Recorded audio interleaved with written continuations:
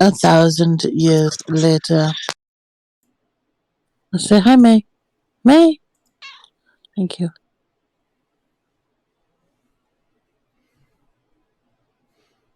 Hey everybody, we're live, and it was pretty quiet in the intro. However, we did get some kitty cat meows. We got some Jacques Cousteau imitations there. I think from you.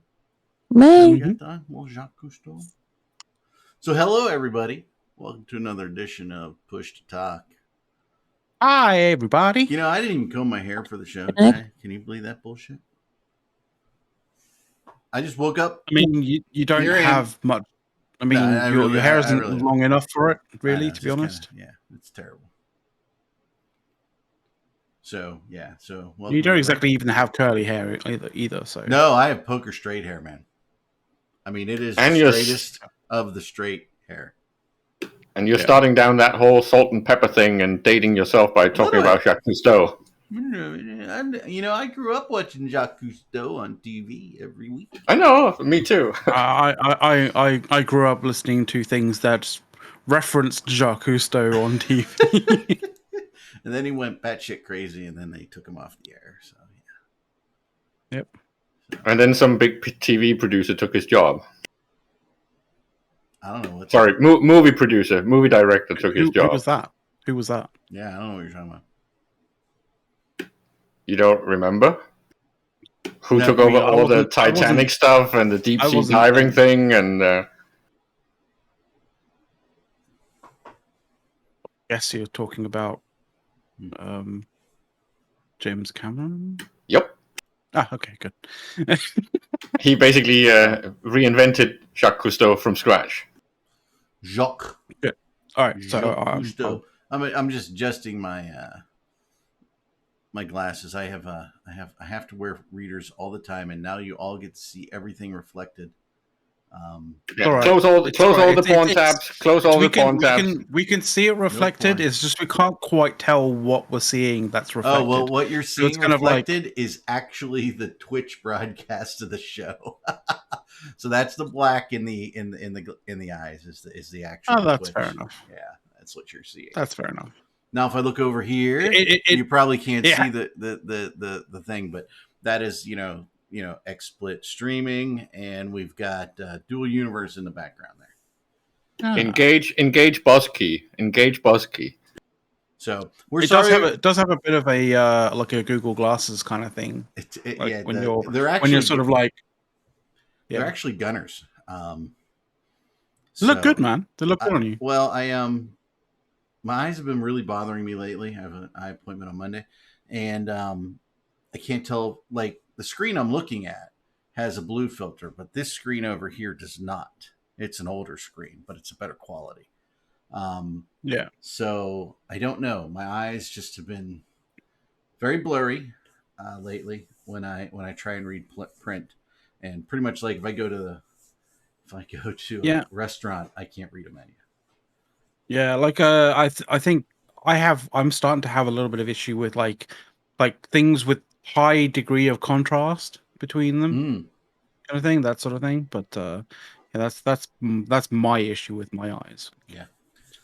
So that really sort of plays like that really comes into its own when I'm when I'm driving at night, for example, because you have that high degree of contrast between the black, obviously, of everything else, and headlights of other cars and stuff. So but yeah, if I want to see outside, I gotta take them down. I can see really well far away, so it's definitely a near thing.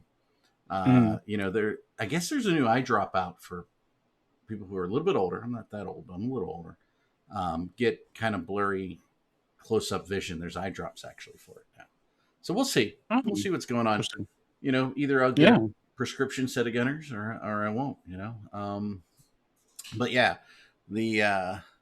and we apologize for not being here last week. Big apologies. It was a little bit wintry in our area, and we had an away cheer competition. For those who don't know, my daughter is a competitive cheerleader, And so my wife didn't want to drive across the great state of Ohio in all the wintry crap. And so I had to go. Right. So you had to do your fatherly duties. Got to do the dad thing, right? No, most of her cheer competitions are closer. We can just go to them in a couple, like half an hour. But this one was far away in the lovely city of Akron, Ohio.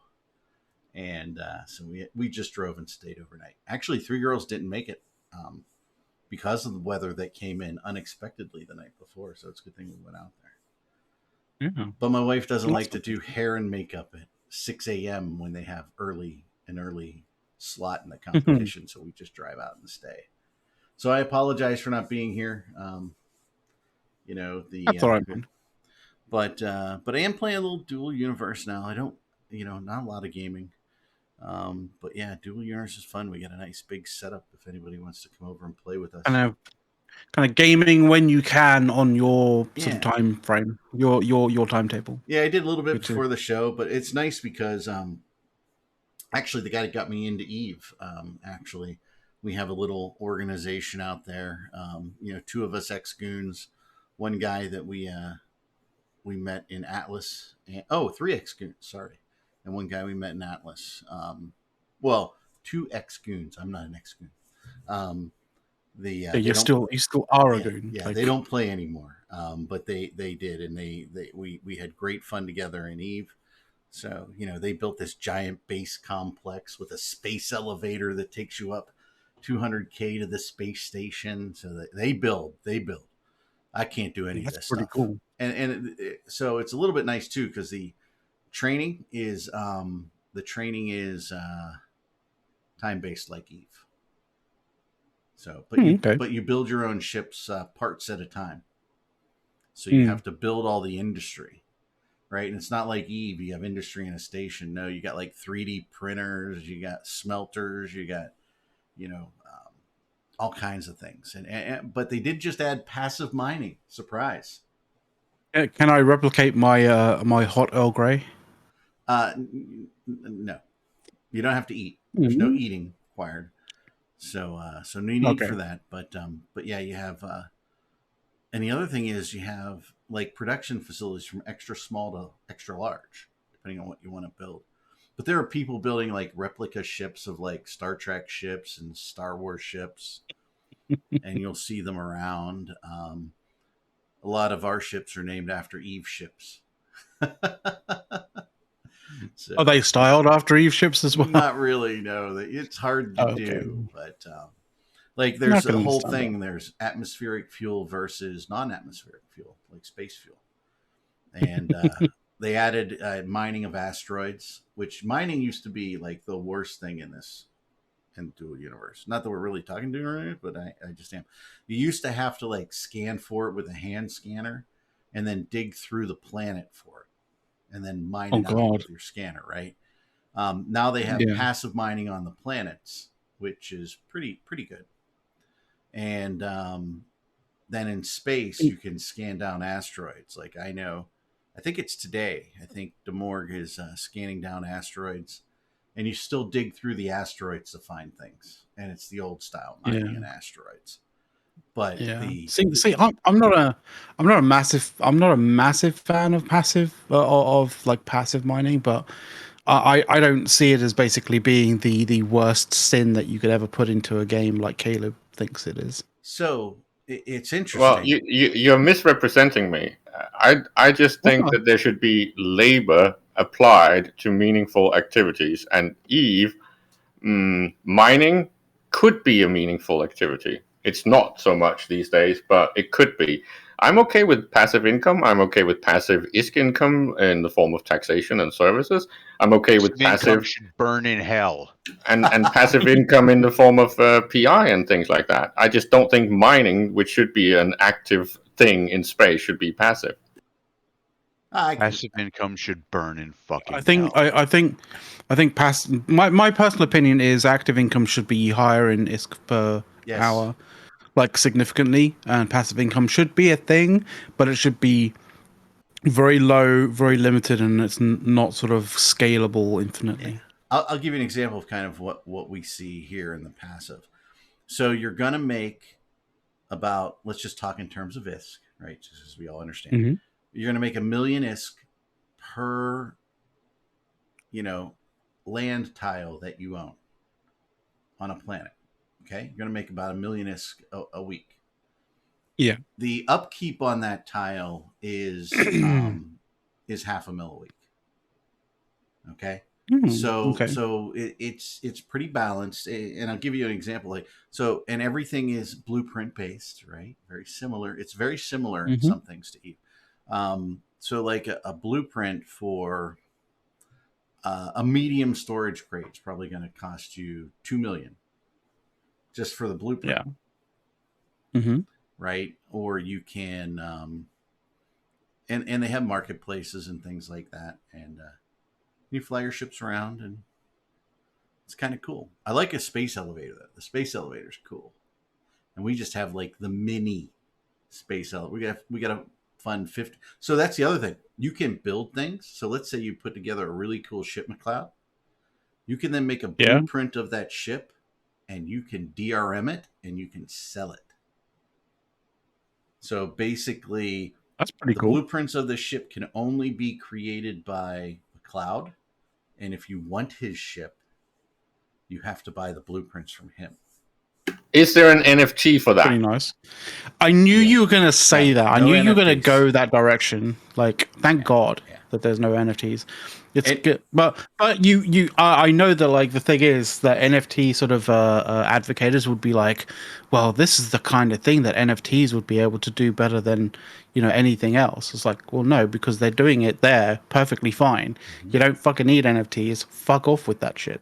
Yeah. Well, you saw, wasn't it Blizzard? The executive that came out and said that all of you naysayers are just too dumb to understand it. Yeah, no, we actually understand it. That's why we're naysayers. So, no, I'll give you an example, right? So, we got the mini space elevator, which pretty much can take like 4 or 5 people up to the space station. We bought that, I think, for 50,000 ISK essentially, but it's 50 million for the real good one. And it goes straight up and straight down. And somebody wrote that, and you can actually apply code to your constructs to do things.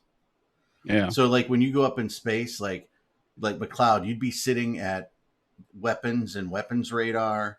Caleb, you'd be flying the ship, and I might be doing some defensive shield manipulation or something like that, or a separate set of guns.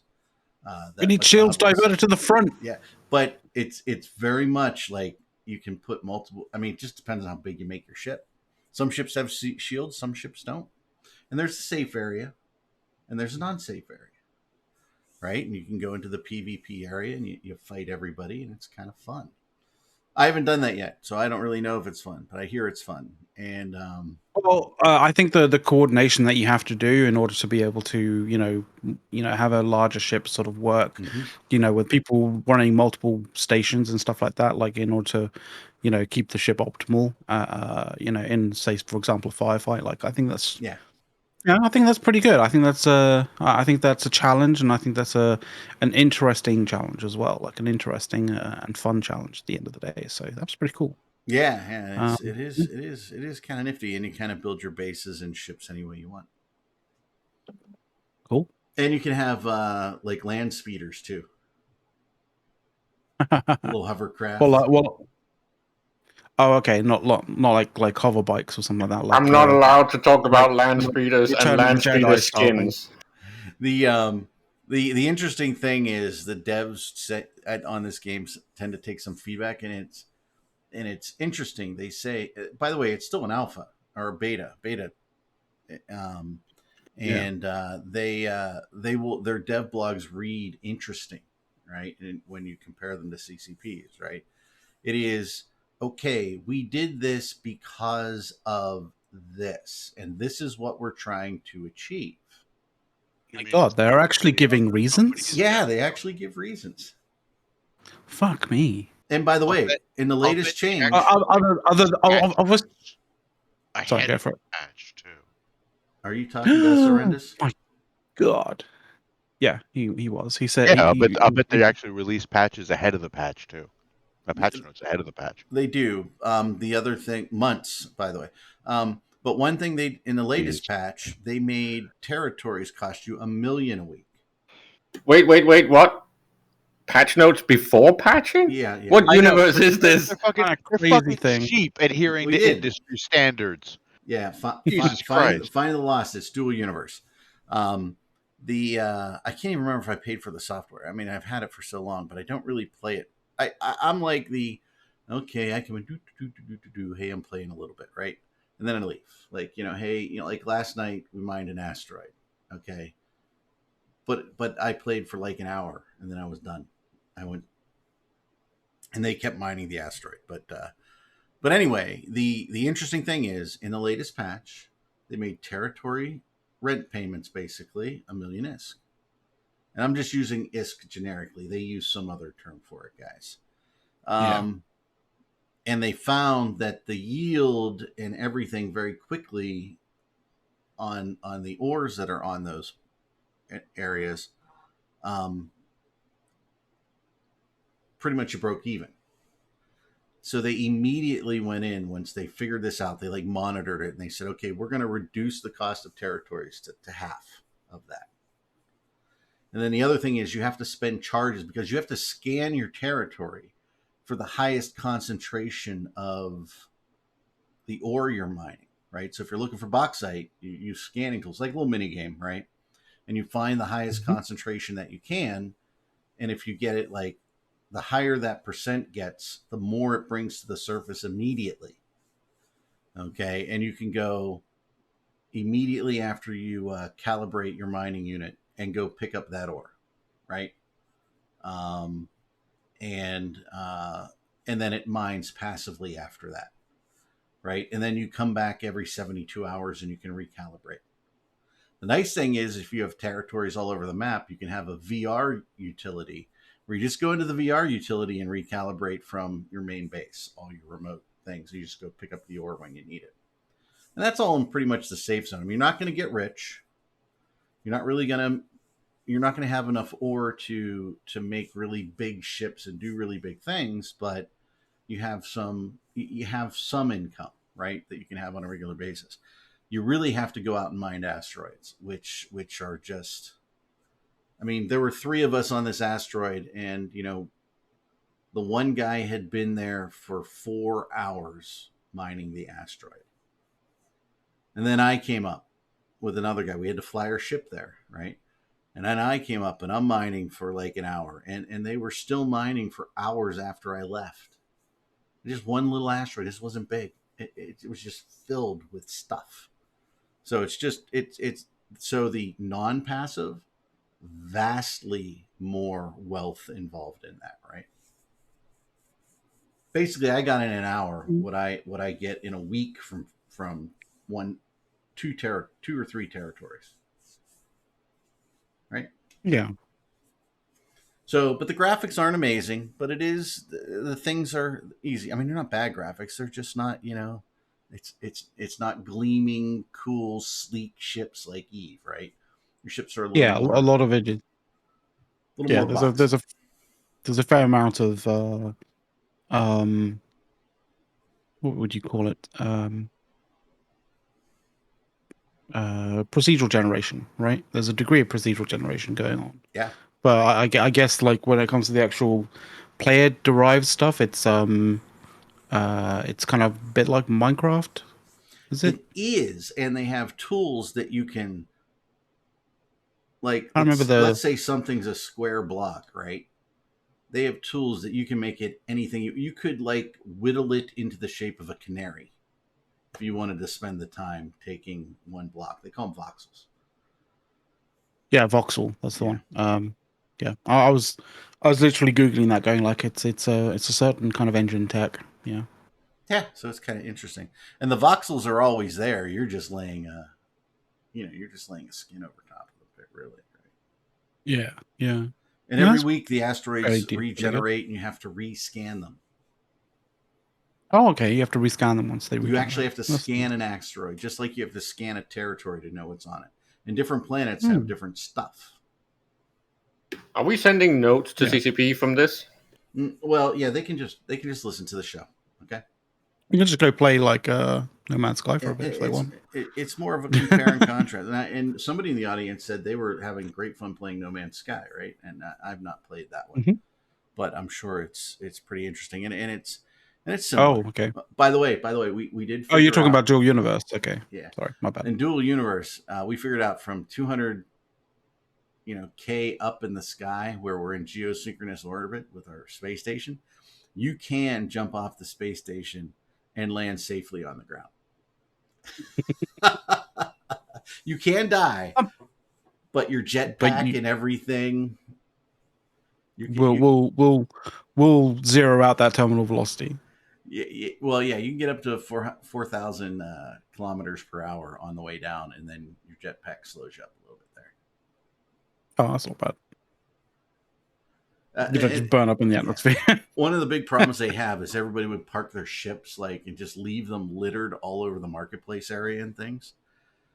They did start a new thing where they do a 7-day aging. So if you leave it there for 7 days and it ages out, then anybody can just pretty much take the ship. So now you have a big thing where everybody flies through space looking for, ships that have been left for 7 days or more, so that they can dismantle them and pretty much strip them. Right. You see, I used to do that because I'd play Rust sort of semi-casually, sort of make a base every so often here and there.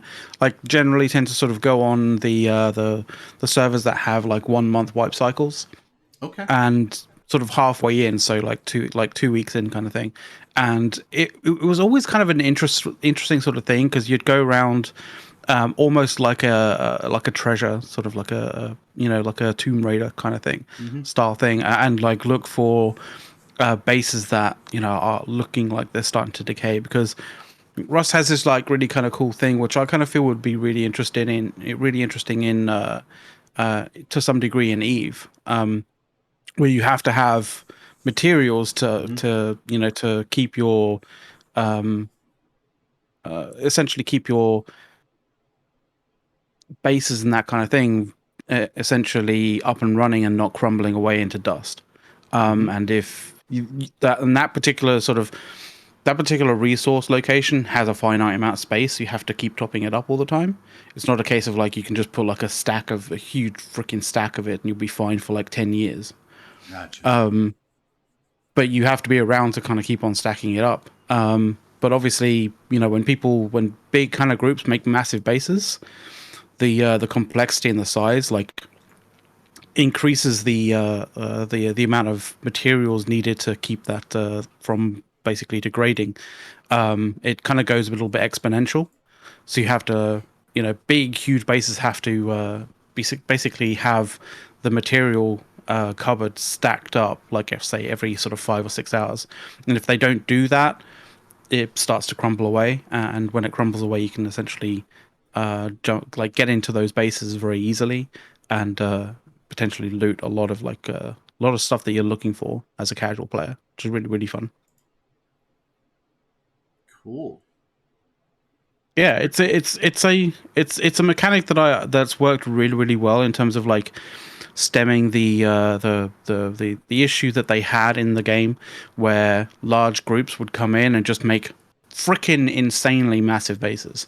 And yeah, fair enough, though they were impressive to see, but they were kind of a bit of an eyesore as well. And a lot of the time they denied access to large areas of the map purely because they didn't have any upkeep requirements in any way, shape, or form, so they could just build them and then just leave them. But now that there's this upkeep requirement that if they don't keep on top of, it literally just crumbles away into nothingness. Is that another one we have to send the notes to CCP? Upkeep in Eve would be a good idea. Fuel cost that is matched to activity. Wow, you have so many great ideas right now. I mean, it's not even my ideas. It's other game designers' ideas, in other games. You just need to go, every so often get out of the orbit of EVE Online and look at stuff, play and enjoy other games for a moment, and come back and and you get a good perspective on Eve and different mechanics from different games that could potentially help you. So just to counterpoint this. Yeah. As I understand it, you're talking about if you don't maintain your activity, your defenses become more porous and it's easier for people to take your stuff, right? Yep. That sounds crazy. That sounds I like mean- a horrible idea. What about my tedium? So there is some aspects of that in Eve, yes. Yes, I mean, But there's no the thing is it's very linear, right? So, if you can build wide and high, but if you build wide, you're not penalized by the huge amount of resources that you need in order to, keep that width. Aren't you though? You know what I mean?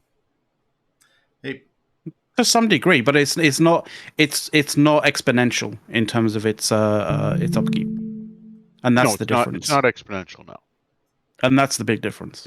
But at the same time, there's also certain aspects of like Eve that I kind of feel like should play into that sort of upkeep requirements, which I would include Supers and Titans in there, to be completely honest. I kind of feel like having a line of 6 or 7 Titans ready to go when your first Titan dies, that are always essentially combat ready, should require a little bit of continual input of resources. Let's put it that way. Well, this is where I was just having this discussion earlier today. I don't understand why we not don't loads, but just a little. Well, like take something like building Titans, right? I find it a little bit annoying and almost offensive that it's such a long build. Assembling a Titan should not take that long. It should take like a fraction of that. If you wanted to add time to build onto Supers and Titans, put it on the components. Assembling them should be fairly short. Maybe not instant, but let's say 3 to 5 days to assemble a new Titan. Ooh, right? And really? then put the time on the components. That means that you could start talking about limiting parking space for Titans, which I find cancerous to the game. This was never meant to be what you did with Titans and Supers. I'm not. I get the issue that people have with like limited space to park Titans, because like, I was there when CCP were kind of going through the motions of like figuring out how they were going to come to making what is essentially the Keep Star, and how they were going to get Titans to actually dock or undock, or whether it was going to be like hard tethering, mooring, as they were talking about like previously. Yeah. And it was just like, it was an absolute nightmare in terms of trying to figure out how that would actually function in game. Well, and again, I understand why they went the way that they went. It's just a case of, I think the issue with more Titans in space, it should be kind of the bottleneck shouldn't be where you store the Titans. It's how many structures you need to build X number of Titans. Because I think once a TO just to build like an absolute score of Titans is kind of ridiculous. I much prefer to go back to the idea of the one Titan in build at one time in one structure.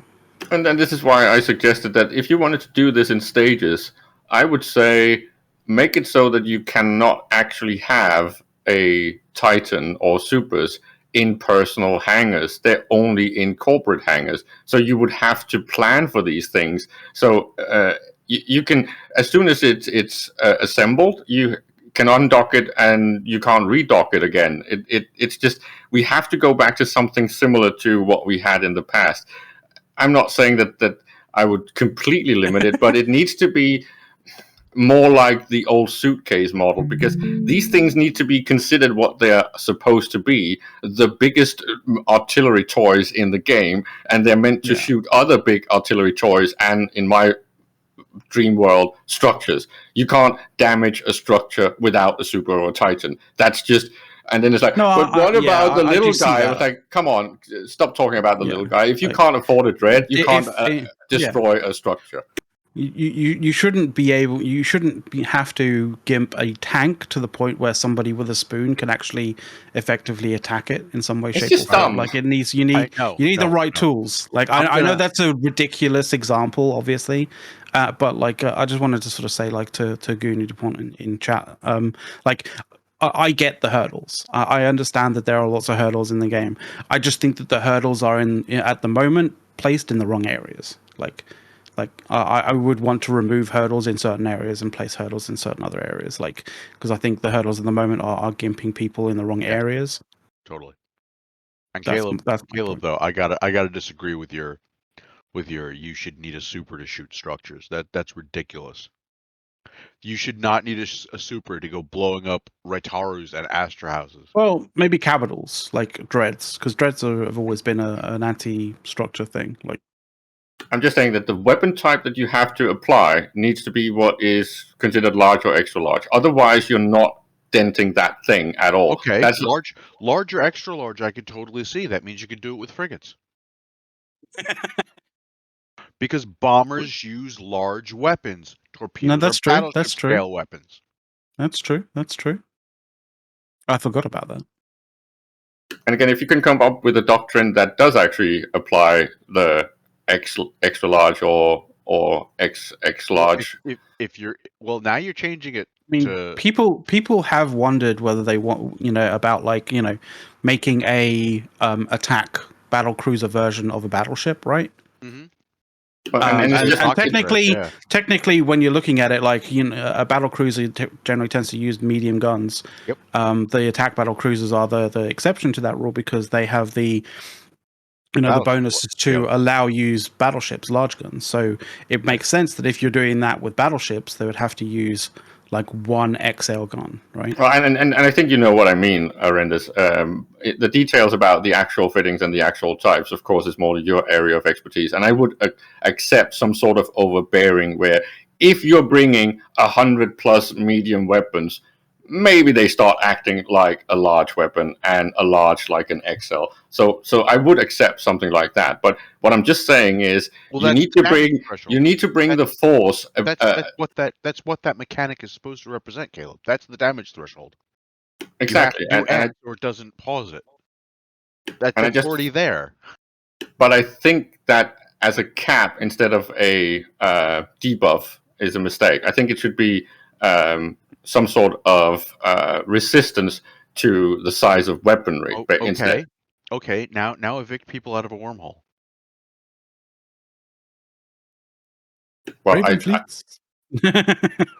well, in wormholes, I think my solution has always been the same. Make it very difficult to source the upkeep and fuel consumption of these things, because that's basically the equivalent of getting water in a desert. You're not going to do that easily. If you can, you can. But at the same time, I mean, you can't just sit there and go, okay, so we've got this environment where people can only get in for a limited amount of time. So you're not gonna see like a massively extended active siege. The long-term sieges in J-Space are going to be things where like people take a long time to prepare, and then you've got maybe a week of actual activity, and that's because you just don't have the access that regularly to a specific goal. Well, it's just back to the whole thing about upkeep and fueling of things like structures. I think there should be variables in the systems that are basically making it harder to fuel anything in wormholes, and the availability of fuel should also be reduced. So if you want to do it, you have to really work for it. If you want to build your Petra in the middle of the desert, sure, you can do that, but it should be hard. Right, but it's not building Petra in the middle of the desert. Because a wormhole system is still a star system. I mean, you're building Petra in a potentially lush valley that's just in the middle of fucking nowhere. People can't get to it. You can't get someplace else. But you might have all of these resources there. It's a whole fucking star system. It's literally like kind of like an oasis, right? Like it's like an oasis with copper mines. Tin mines right there. And I'm okay with Oasis models and the fact that there are some areas you can live in wormholes. I just think that in general we need to go back to the desert model where you're not really living out of the majority of your wormholes and wormhole activities. I mean, you could look at it. You can look at it from an Oasis standpoint by saying that like not all wormholes should have, everything that you need and that you need to be able to traverse to be able to find all the stuff that you need in order to basically keep any particular thing alive or anything running. That's true of basically any system in the game. Yeah, I mean that's kind of like the model that CCP kind of wants to bring, right? The entirety of the game to, right? Right, and Caleb, like you say, go back to the desert model.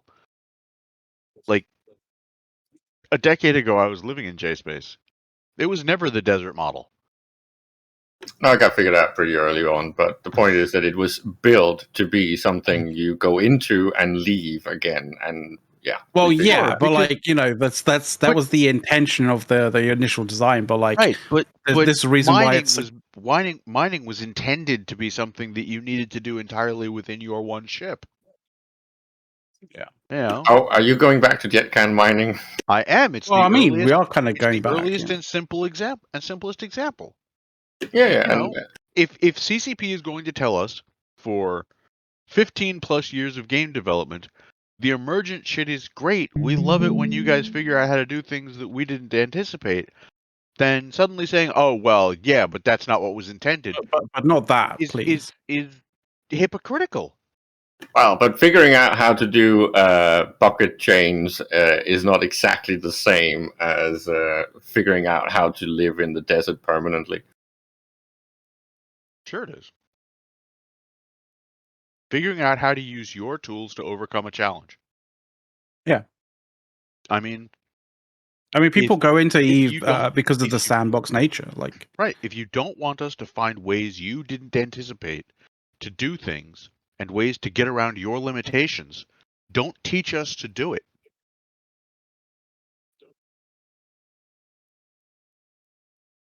I mean, I'd prefer it to be a sandbox, but I prefer CCP to be able to understand that like not everything needs to be like locked the fuck down these days. But just kind of give us a decent margin for us to be able to kind of come up with our own solutions to problems. Well, the point is, if you have designed something and you've given a certain type of faucet and risk-reward model, and your risk model is fucking failing because the player base have figured it out, you have to rebalance the faucet. And then we're back to the fact that the current ISK faucet in wormhole space per capita is ridiculous. But it always has been.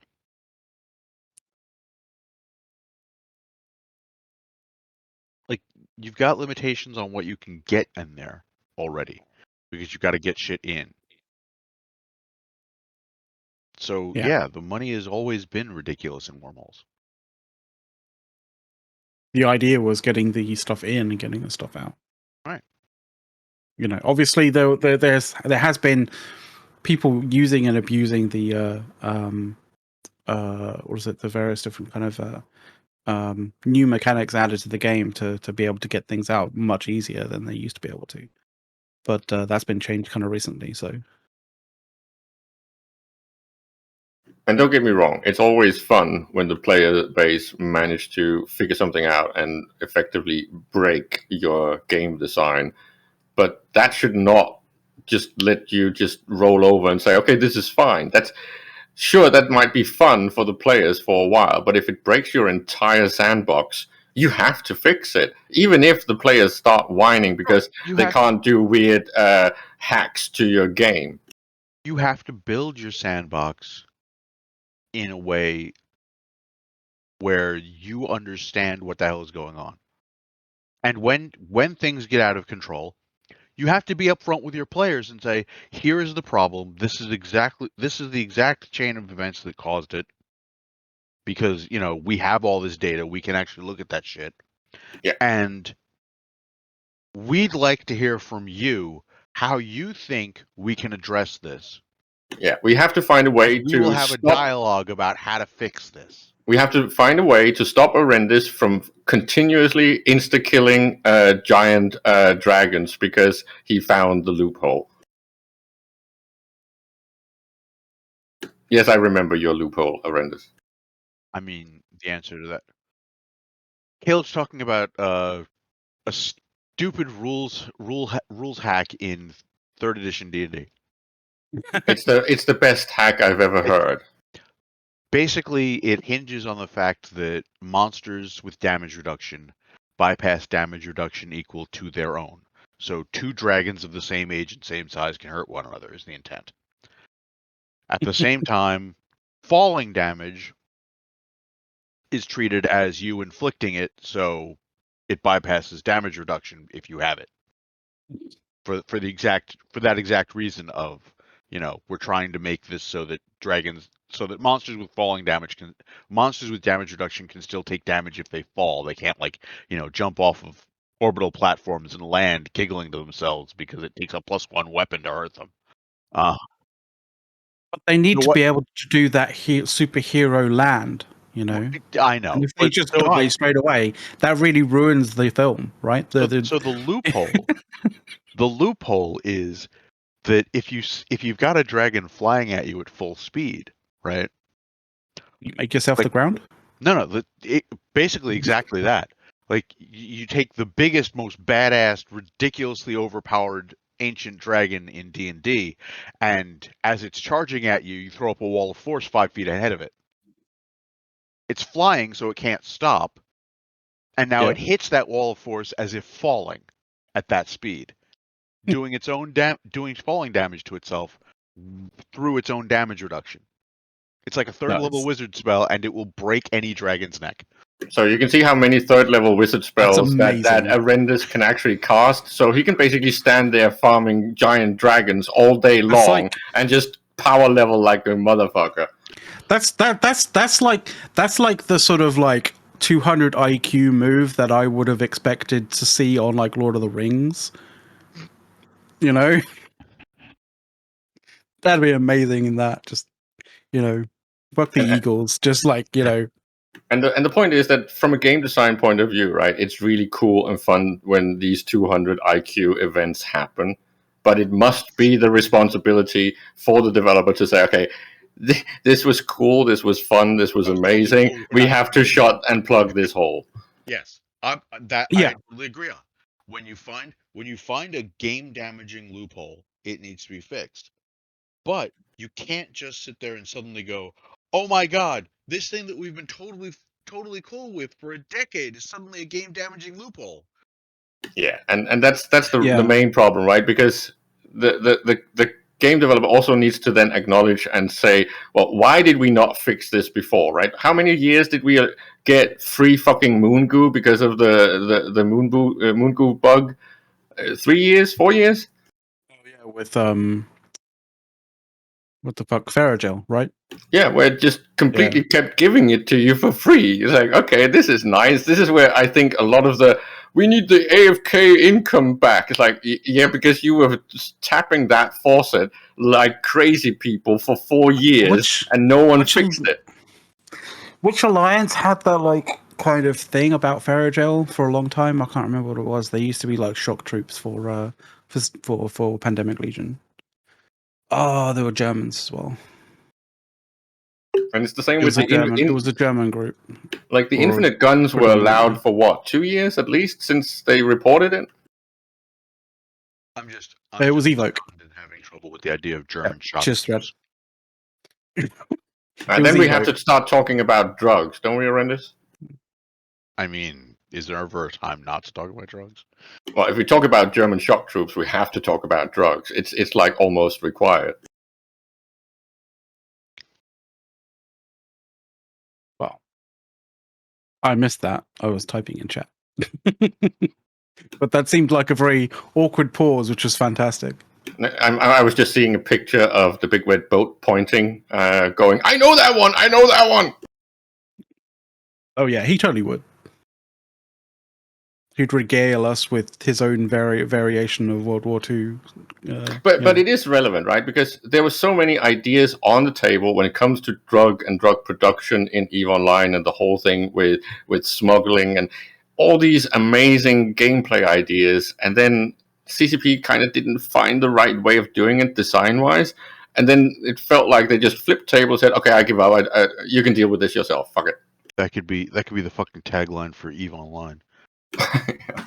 EVE Online. CCP didn't figure out the right way to do it design-wise. Flipped table and left it hanging as a feature that was completely vestigial and useless. But there's this thing of like a little long for a tagline. tiny bit. No, that was my TED talk. Sorry. Yeah, you need the title of that TED talk needs to be much more succinct. No. Academic titling is an art, and they are really long. This is going to be Pirates of the Caribbean, the Curse of the whatchamacallit again? Yeah. You think the title is Evolution, the Survival of the Fittest? That's not the title. I'm sure it isn't. There's like 5 more lines to that title. I'm not even familiar with that title. It's certainly not On the Origins of Species. The subtitling of Origin of the Species is like 3 or 5 lines long. Now you're getting me to think about Googling it, but I'm just like, nah. It's going to take too long.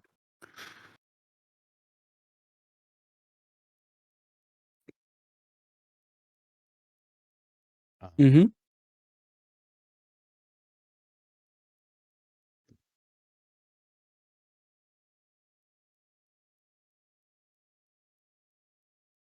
How would you want to Wow. All right, that explains why you'd want.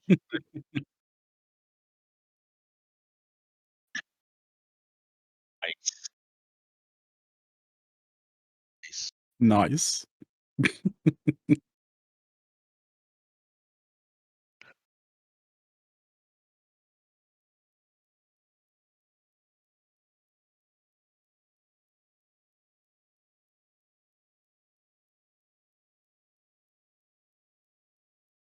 That is cool.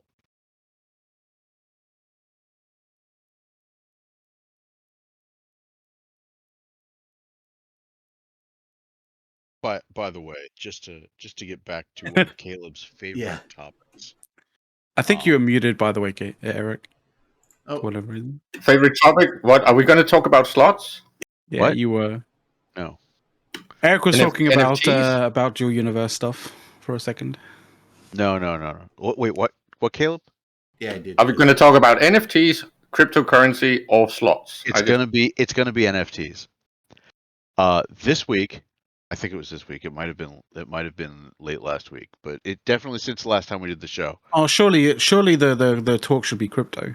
No. The webcomic PvP, player versus player, released what has to be the absolute most succinct and accurate description of how NFTs work that I've ever seen. I've just dropped it in staff only.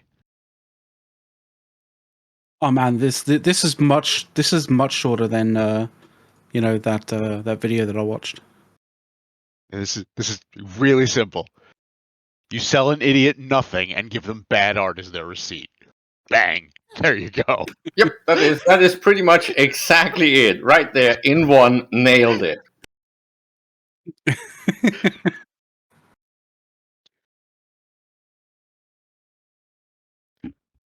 I mean, I saw that and started dying. That was just brilliant. It's like, yeah, why do you think I want to do them?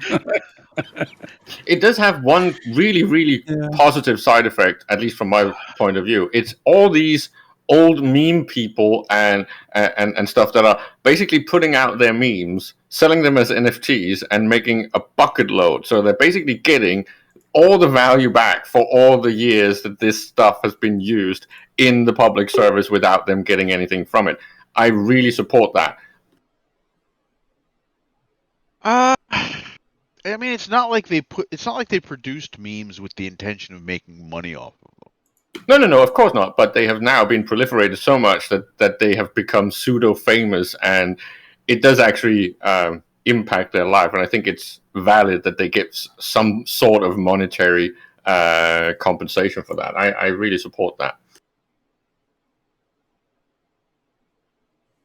The reason why I said that maybe maybe we should talk about the Bitcoin kind of thing was there was a particular news Bitcoin article still that losing came money? out. I mean, they are going to be eventually. There's some people who are, some people who aren't. There's people who, but the issue with Bitcoin, right, is how do you get Bitcoin out so you actually get currency out of it? And the issue with that is you have to go through an exchange, right? The only problem with that is the exchanges can be a bit on the dodgy side. What you think? And you know, to emphasize this particular point, there were two individuals who were arrested for conspiracy to launder stolen crypto, and they did it through an exchange. The amount that they stole is the kind of like what the fuck moment. They allegedly laundered the proceeds of 119,754 Bitcoin. Well, I think the really funny thing about what you're talking about here is all the things that people that talk about crypto say that they're going to get rid of. So they're talking about things like transparency. They're talking about things like decentralization. They're talking about things like getting rid of middlemen and all of these things. And what we're seeing in all of these scams is exactly the opposite. The funny thing is, like that amount that they scammed out, like they scammed and kind of like, you know, try to push out, it is in effect close to $4.5 billion US. Holy smoke! Yeah, that's nuts. But you know, they were scamming people out of crypto. So you know, because people wanted to get their crypto out into actual hard currency. So but yeah, just so you know, if you're thinking about scamming people out of crypto, you know, you have to remember, like, you have to actually, like, that crypto is just essentially you know, when you have crypto, until you actually get it out into a different currency, or like an actual non-cryptocurrency, it's just potential. Yeah, that's all it is. It's like a game of chairs. Let's be fair. Yeah, exactly. And that's the reason why you see a lot of people, like, you know, trying to build up like crypto projects and stuff like that, because they don't really know how to get crypto out, so they're just trying to build it up constantly by shuffling it to and fro. Well, and I think what's really interesting to me about this, and this has only like come to my attention recently, is the weird subculture that it's creating. Like, if anyone thought that the rabbit hole was deep when you're talking about 4chan and the dark web and QAnon, if you go down the NFT crypto boys universe and into their culture, that is lunacy taken to a whole new level. It is like completely different weird language and codes that make even EVE players sound sane. The reason why they have all of that kind of stuff is because they want to be able to tell whether you're part of the actual, like, you know, part of the group that actually wants to that are trying to control it, rather than just the sucker. Yeah, there's a really, really good episode of the Chris Carter series called Millennium. One of them, they go down the whole rabbit hole of Dianetics and L. Ron Hubbard and their weird internal language. This is exactly what they're doing. It's a cult. It's literally a cult being built in front of your eyes. It is completely the whole thing of closing out others and conditioning and enabling internally, and the whole nurture of your own brainwashing thing. So it basically is everyone inside starts brainwashing each other. It is fascinating stuff. Very weird to watch, right? As it watch it literally play out in front of you. Yeah, especially because it's so single topic wise. So it's not like other types of radicalization and cult development. This is like so much just one little thing, and they are completely bonkers, right? And they never question any of the things that they're being told and pushed by each other. It's echo chamber gone amok. Gone amok. Well, and again, just like the strip that Arendis linked, right? It's like, okay, if you can explain it, and these people don't understand any of the topics they're talking about, even the hardcore kind of techie types that think they know. When you start questioning and poking at some of these things and some of the terminologies they use, it's like they don't understand what fiat currency really is. They don't understand what actual money is and how it works and how currency exchanges in the real world works. They don't understand about actual fiscal policies and how money comes from fiscal policies into the banking sector, into the real estate sector, into the bonds market. They understand nothing of this, and then they keep saying, "Oh, this weird tech is gonna take over the entire financial world." It's like, okay, it's got 0.05% of the actual volume of wealth moving through it right now. It's nothing, and it can't even start to do anything like the banking sector. Let me ask you a question. What's the difference between $1 and a Bitcoin? Is a dollar actually has? Are either real? No. But the dollar is backed by people that own actual military drones. Yeah. Getting a dollar does not require you to fuck up the global supply of video cards. That too, and the scale of energy that it's already the energy that it's already consuming, while it's so small, is ridiculous. And every time I hear these crypto boys, they keep saying, well, the financial sector uses a lot of energy too. Yeah, to then run 99.98% of the rest of the economy. Yeah, it runs a significantly massive amount more transactions than crypto ever could. I don't... It's like when people compare New World or Albion to EVE Online. It's like they're not the same at all in any way. The one of the guys I work with, his son is a professional gamer. Okay, and he decided he wants some extra money. I mean, they pay him like $150,000 a year or $100,000 a year to be a professional gamer, or whatever his sponsors are, right? But he wanted to make some extra cash. Okay. So he created one of these, cryptocurrency miners, and he had it in his room, and it's running and doing all this stuff, and his dad saw his electric bill go up, and he asked his son, "How much are you mining per day?" And whatever that number was, right? He then applied it to the cost of electricity. And it was a money loser. It was a money loser. That's just crazy. It is, but the I mean, when you're actually mining crypto, like that's the thing. It's one of those things where the more you put in, the more you get out. So,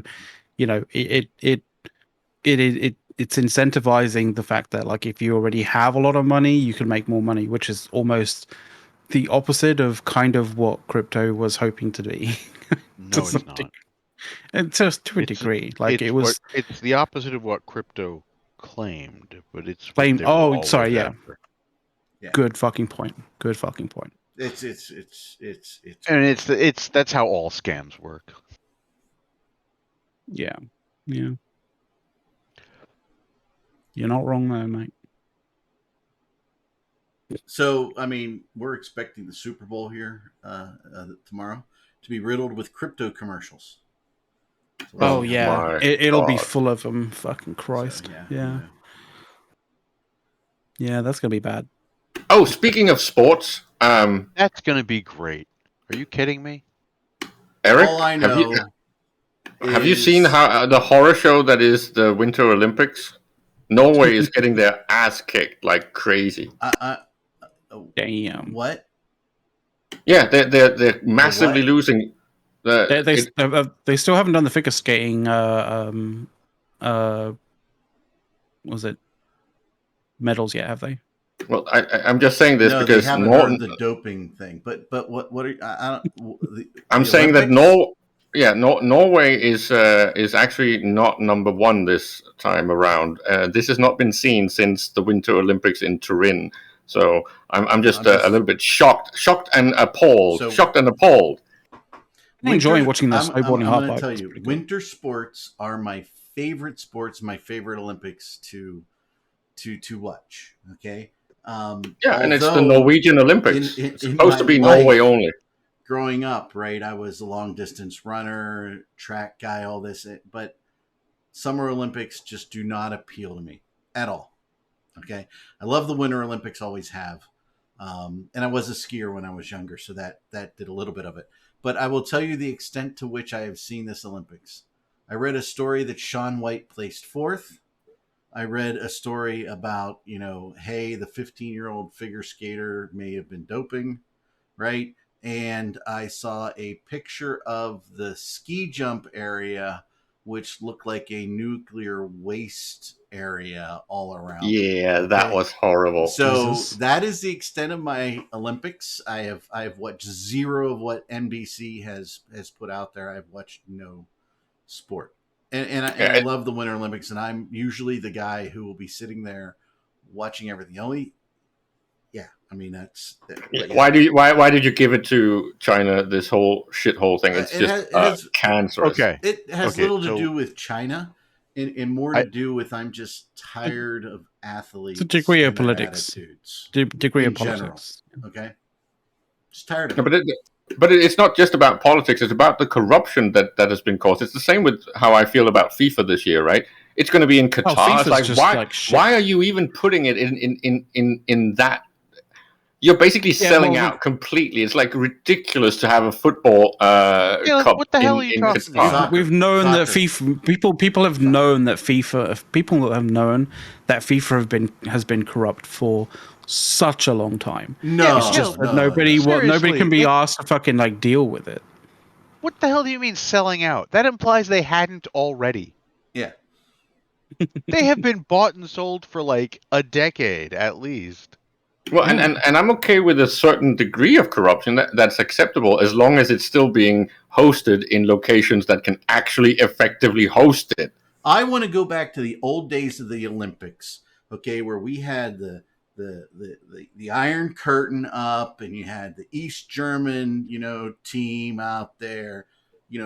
Everybody looks like men, and they're kicking some ass, and the Russian judge downvotes all the American skaters, and I miss those days. So are we going to tiptoe? Well, we might get that again because they're rebuilding the whole Cold War 2.0. So maybe. So yeah, not to get too political. No, I'm just really. I mean, I'll watch the Super Bowl. I watched my home football team. Because it was Ben's last year, and I wanted to see all that, and but really, by and large, we used to avidly watch all the cool tennis things. Really, we're kind of reduced. The only sport we really watch anymore is yachting, right? Sailing. That's about it, and we don't even do that much often. So yeah, we're kind of just fed up with the sports people telling us what we should think and do. And by the way, I don't care what position they have. I just want them to shut up and play sports so I can enjoy it and not deal with all the geopolitical and all that bullshit stuff. I just want to have fun. Exactly. Just show me the sports and put those people in the Lycra so I can enjoy myself. Let me enjoy their amazing athletic feats. Right? That's Eric, what I would. I would like to give you the true lesson of the Olympics this year. Okay. What? The true takeaway from the Olympics this year should, in fact, be human empathy. Okay. And here's why. First off, think about China. Think about the way China jealously guards their public image. All right? Mm-hmm. So far? Mm-hmm. Think about how much it must suck to be this guy. Oh my god, horrendous, for fuck's sake. Well, did you just post somebody somewhere? It's staff only. Oh, that's amazing. That is a gold. That is one of the best memes. Yes. Right where you can't ignore it. I don't know. Second, all right. Oh, it's From amazing. the men's downhill slalom. I'll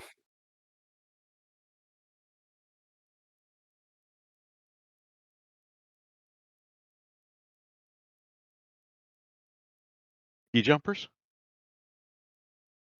Yeah, Eric, you're muted again. Yeah, okay. There you go. That happens when I go to Discord. Discord mutes me for some reason. I got to figure out how to make that. The craziest people in the Olympics. Who are they? Who wants to? I mean, audience. Who do you think? What's the craziest sport in the Winter Olympics? Like if everybody would guess. The luge. I think horrendous. I think it's the curling. Curling's I'll weird. go back to I curling. wouldn't say it's the craziest. I'm coming back but to like, curling. but going motorway speeds, but going motorway speeds on a fucking like tea tray. There you is go. Fucking insane. Henry the Fortunate, he got it. So the skeleton. Those mothers who go head first, right? They're crazy. Lose your at least go in feet first, right? But yeah, in seriously, something horrendous about your curling thing. I think it's important here to say that to the people that live in the cold areas, it's basically just winter ball, right? It's basically the ball game from France with a bit more moves, right? But it's basically what you can do if you live in sub-0 degrees, right? I like the one where they have the groundhogs sitting on top of the curling things and they're curling. Did anybody see that meme? That's a great one. Okay, and the other thing is, has anybody actually taken a picture or looked at a picture of the men's U.S. men's curling team? Nope. Okay, they look like a bunch of dads who just wanted to get out for a week. See, I rest my case. It's just awesome. It's literally a bar game for people in the cold countries. It actually is. We actually have curling teams here where I live. We have a number of indoor ice rinks. We have one that has multiple rinks inside it. I mean, if you heavily polish a bar, right, and just you serve drinks from one side of the bar to the other, like that is basically like practice curling. You just need to have like a few people on the bar, like to just keep on exactly. Indoor shuffleboard at the bar. Yeah, it's basically Norwegian shuffleboard. That's the technique, right? And everything there, just right there. It's just you're just taking it on ice. That's what I love it. I love the sweepers, man. They're working hard. They're like the grinders in sailing, right? They got to keep the the pressure up, right? They're like sweeping, moving that. The guy screaming. I don't know. I like curling. You could add an interesting fun element to curling by blindfolding some people. So who's actually winning curling right now, Eric? I have no idea. I haven't watched a spot of the Olympics. The whole point of this is he hasn't watched the Olympics. Yeah, I like the sports. The winter sports and the Winter Olympics are the ones that I enjoy, and I've enjoyed historically. I mean, my favorite Olympics, obviously, like many Americans, right, was the one where we had our dream team in hockey, right? And what is it in the playoff game?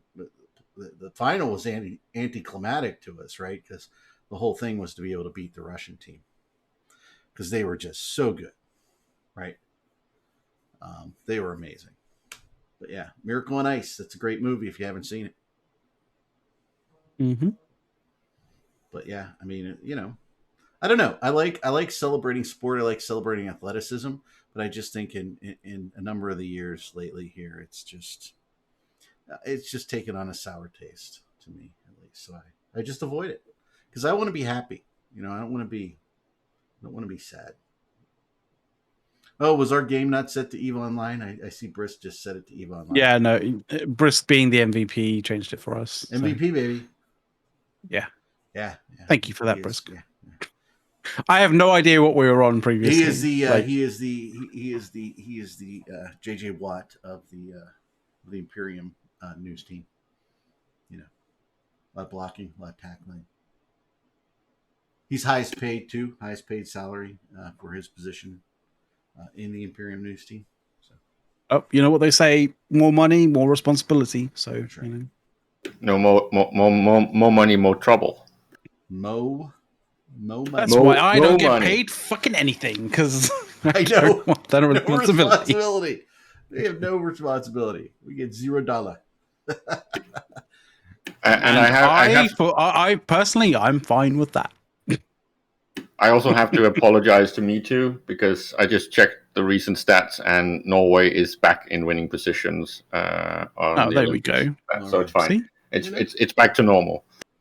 I don't even know. Everything's right. Well, I was going to say. I was about to say everything's right with the world. Yeah. It's not.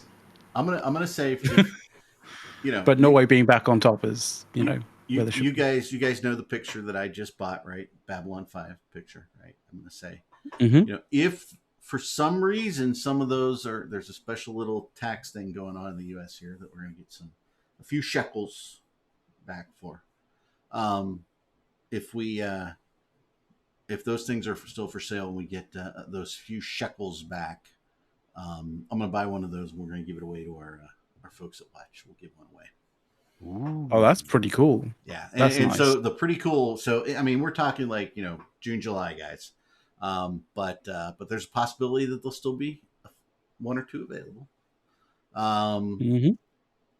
Last night I did an impulse buy. I bought a picture of the entire Babylon 5. You know, the actors. They were a little upset with getting their photos taken for TV Guide. And it's a picture of them all flipping the bird to the photographer, and he caught it on film, and it's pretty cool. So. That's pretty awesome. What is this, Brisk? Swear to God, if CCP is streaming during the Meta Show again today, I will fucking blow a gasket. What did they last week? Did I think stream something? I mean, it sounds like last week they did, yeah. Well, you know, they're the same as China, right? I mean, it's terrible. Same letters. You know. No, it was a month or so ago. Oh, okay. Goonie DuPont. That's not very polite. We've never said that about I don't think on this show. Long memory in their stream. He's welcome to his opinion in chat. I'm just saying, so long as it doesn't break Twitch rules, obviously, and we got a whole bunch more viewers, right? So. You know. Yeah. I do have a food thing. Can I do a food thing? Oh, yeah. Of course you can do a food thing. This is push talk, for fuck's sake. So, full disclosure, I now have a 12-year-old daughter. She turned 12 on Tuesday. Okay. Congrats. So she wanted to go out to dinner to a certain place on Tuesday, so we said yes. But on Sunday, she decided she wanted to go, and this is for Brisk and his son. She decided she wanted to go to the Billie Eilish concert, which was on Tuesday. We don't have tickets on Sunday, so Dad got awesome seats, right? So that's daughter birthday part 1. Part 2, we went to the place she wanted to go eat. It's called the Melting Pot. It's like a fondue place, right? We've never been to a fondue place, right? But we know there's cheese involved, and we like cheese, and there's things to dip in the cheese involved, and we like to dip things in cheese, so we're good, right?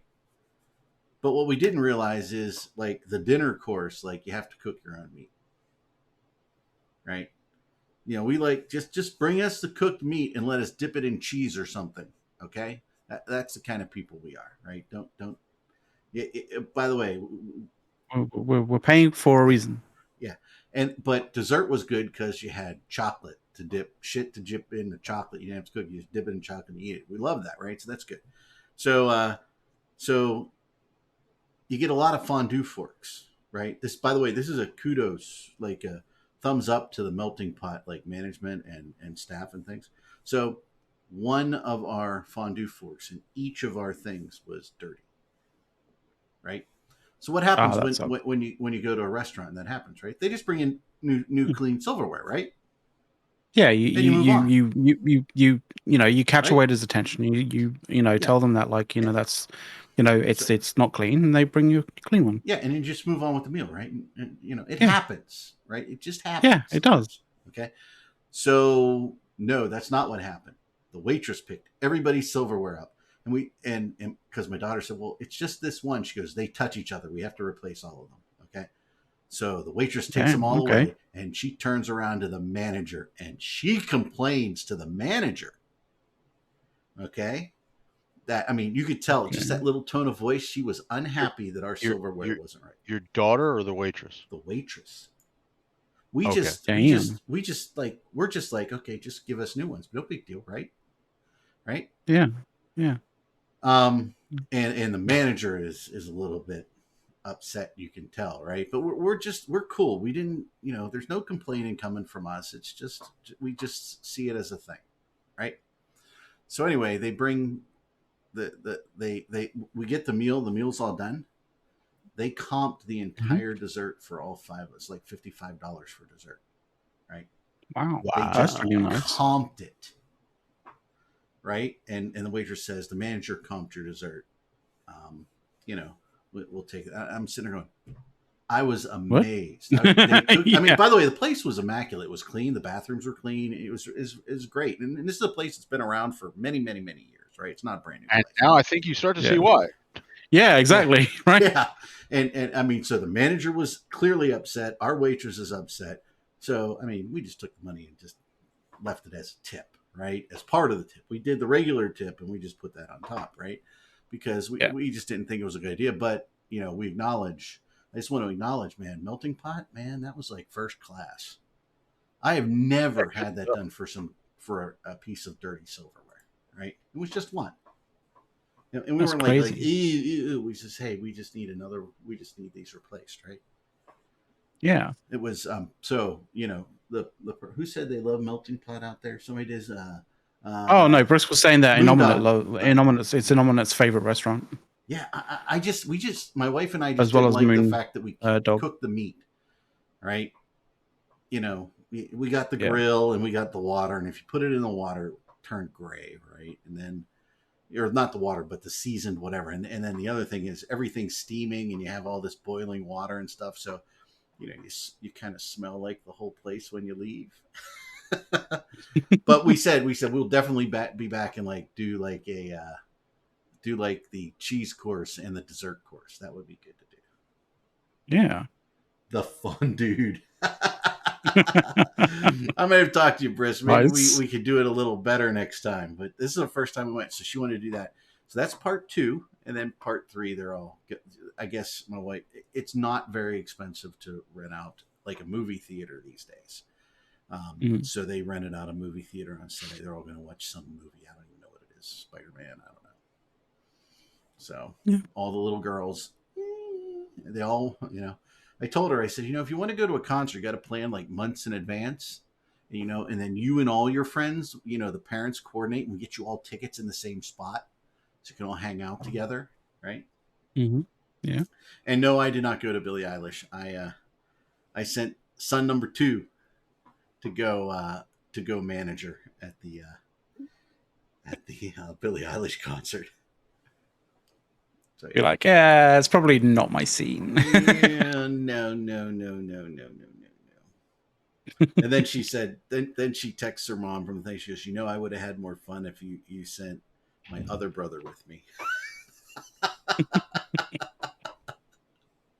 Because he can have fun in a paper bag. Okay. He can be somewhere he hates and he'll still find a way to have fun. He's an interesting kid. But yeah, so that's kind of like my food story, my birthday story. I don't know why my daughter gets a 3-part birthday. I think, I after looking at what she did with her, do a bit of equity with that, with the rest of everybody else. There's no way there's equity. I mean, there's just no way, right? And I'm sitting here going, I'm in a lot of trouble when this chick gets married. I mean, she's going to be, by the way, honestly, she is not like my wife at all. Okay. Oh, Okay. Mrs. Eric likes to wear dark colors, and she's not like goth or anything. She just likes dark colors, right? My daughter makes fun of her because she dresses in dark colors. Like my daughter's all bright colors, not like weird bright colors, but coordinated nicely. I mean, she dresses really nice, actually. So she's more camp, just like her father. She's a little more. No, she's like her aunt, my sister. Okay, and and that's why I'm dreading the wedding, because back before they sold M&Ms that were one color easily, okay, she had my father go out and find white M&Ms for her. Oh my god! For her she had for her dessert bar. So they had a dessert bar. Now, and one thing in our area that's not very common in a lot of areas, we have the cookie table, which is like tables for. Why M&M's even a thing? Well, my dad found one place that was able to special order white M&Ms M&Ms. have been around for a while there. Yeah. Yeah, I know, but like I've never seen white M&Ms. I guess I'm not in the country to see white M&Ms, but like, yeah. Yeah, you can buy individual colors now. You can either go to M&Ms and get things printed on them now, but this is like 20 something years ago when there was no M&M candy store with unique colors, right? You had special orders. I weirdly enough, I remember there was an M&M store on like literally M&M disproportionately large M&M store in London on the was it Trafalgar? Not Trafalgar Square, but like I think it might be Trafalgar Square. Like the place that they do all the sort of like the premieres and stuff like that. Like one corner of it had this place that like there's been stores like coming and going from there for a while. But like at one point there was this M&M store there, and I'm like, really? A fucking full store just about M&Ms? What the fuck? It's no M&M, not M&M as in the wrapper, but like M&M as in the candies, as in the chocolate. They have one in Las Vegas. I was there going to my I was just there thinking to myself, like, really? Like, a whole store dedicated to it? Like, like on Trafalgar Square? What the fuck? Yeah. But like, I was really confused. You go to Vegas, man, or Goon Vegas. Yeah, they have an M&M store there. I will say one thing about the melting pot. The best chocolate that we had was the milk chocolate that had crunchy peanut butter melted into it. So that was most excellent. I could just eat. That's like soup, man. Okay, I don't even have to dip stuff in that. So, yeah. I mean, Goonie may have a point in chat. Like, if it was any other random store, I probably wouldn't remember it. But like the fact that it was an M&M store was like, so completely bogus and ridiculous that you do actually remember it. So, I guess that may be the thing that they're cashing in on. Yeah, it is pretty unique. I don't know. It's just a thing. By the way, just as a quick around the horn here, plain or peanut M&Ms, guys? Plain. I'm more of a plain M&M to peanut M&M. Caleb? To be completely honest, I love peanuts, but plain M&Ms. Caleb? Well, I prefer my peanuts in my sneakers. So. Okay, that's very strange to me. Okay, Don. It's like Snickers, not Snickers, Joy not sneakers. Or Mounds, right? Yes, Snickers. The chocolate bar. The chocolate bar. The one with the weird vein things on it. Not the footwear. I'm a peanut M&M guy. See, but I'm not partial to M&Ms. See, honestly, Caleb, if you actually did like peanuts in your sneakers, I would think you're really weird, or you're like wanting to actually have sort of foot manicure, but like or foot sort of like massage, but you didn't actually have the money for it. So Eric, Mounds or Almond Joy? Mounds. See, I'm exactly the opposite. Plain M&Ms, but Almond Joy. We don't get those are two things that we don't get in the UK. Yeah, I mean, I don't mind a Mounds. It's basically chocolate wrapped coconut. Yeah, like a coconut sugar. The Almond Joy. The Almond Joy has an almond on top of the coconut patty. Okay, I think we have like something similar bounties. Depends on what bars. size. I don't know. Yeah, Eric. I know. Go with the big. I can never find them around here anymore. Really? Yeah, it's annoying. Like, I admit I haven't really been looking for them, but like whenever I see them, it's always the small ones. Well, it's also one of the really great things about being our age, Arendis and Eric. It's like it feels like we are becoming giants because the candy that we grew up with keeps getting smaller and smaller. It does. It does. Like in the pandemic, I think they showed like a bag of Milky Ways. They went up in price, and they went from like 14.5 ounces to 11.5 ounces for the fun size bag, right? Mm-hmm. Have you seen the Twix? Like they're like tiny now. It's like, what the hell is this? They're like the There'll you're talking about be the a fun point. size Twix. There'll be they're single like 1/3 length Twix. Exactly. Okay. Do you guys get Kit Kat over there? Oh yeah, Kit Kat, Yeah. you gotta love it. So dip that shit in peanut butter, man. I'm going to predict that at one point the chunky Kit Kats are going to get slowly, progressively smaller to the point where they're just like the equivalent of just a single regular like Kit Kat, but just a single like one finger of Kit Kat. So I just think that to make the illusion perfect, they need to make things like the actual M&Ms smaller too, so they become like tiny things. Dude, Caleb, they sell mini M&Ms. They already sell them. They do, yeah. tiny. So, some of those candies. Oh have no, gone I've the seen other those. way. Yeah, like ridiculously small. Like if you've seen the big cup Reese's, holy shit. Okay, so you segued into Reese's. Okay, so I'm going to tell you. There's a place of wonder in Pennsylvania called Hershey, PA. Yes, there is. And by the way, you can be miles away and it just smells like chocolate. Okay, the air smells like chocolate. Jesus. It's amazing. I'm not even making this up, right? Because actually that's where they like have the football finals and everything, cross country finals, all that stuff goes to Hershey, PA. So is it because they don't need to eat? They just literally breathe in like energy. The chocolate, right? No, but they have the big Hershey stores, and I will tell you, buying Hershey peanut or Reese's peanut butter cups at the place where it's made, they are so much better than buying them in the store. And we only I've heard like that in so many different away, things, right? I've heard that in so many different ways. Like like. Yep. Look at that Moondog, man. Yeah. He's like, yep, been there. Smells like chocolate. They actually have a school for I don't want to say underprivileged kids. I don't know how you would say it, but just kids that have challenges in their life. It's the Hershey Academy is like a big thing, man. And they people that get out of that, they go on to do some things in life. It's pretty cool. It's always been funded by the Hershey Foundation. It's pretty amazing. But yeah, nice. Peanut M&Ms, yep, excellent. But yeah, but when you get the Hershey's chocolate there, and by the way, I'm not that far from there. You wouldn't think it would make that big a difference, but it does. So yeah, when we get, even in college, we would have what is it? We would have frozen Reese's peanut butter cups in the freezer all the time.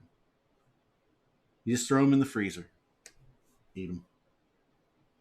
They're awesome. Nice. So yeah, so we went chocolate, right? We went big chocolate. They have new Reese's peanut butter cups. There's the peanut butter lovers, where I think it's a peanut butter infused chocolate on the top. Oh dear.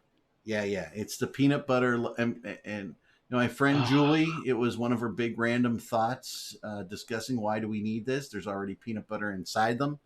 What's going on? But yeah. Peanut butter lovers. Reese's. I do love their commercial where they go like, not sorry.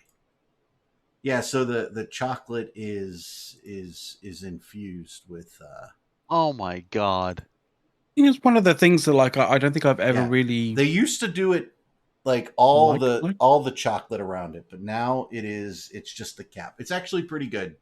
No, look at the ultimate. Look at the ultimate. What was? Yeah, the ultimate is all but the peanut butter lovers is Yes. is a Where are we really good looking? one. Just Where do are we peanut looking? butter lovers Reese's in a Google search. Everybody do it together, audience, please. Good God. Yeah.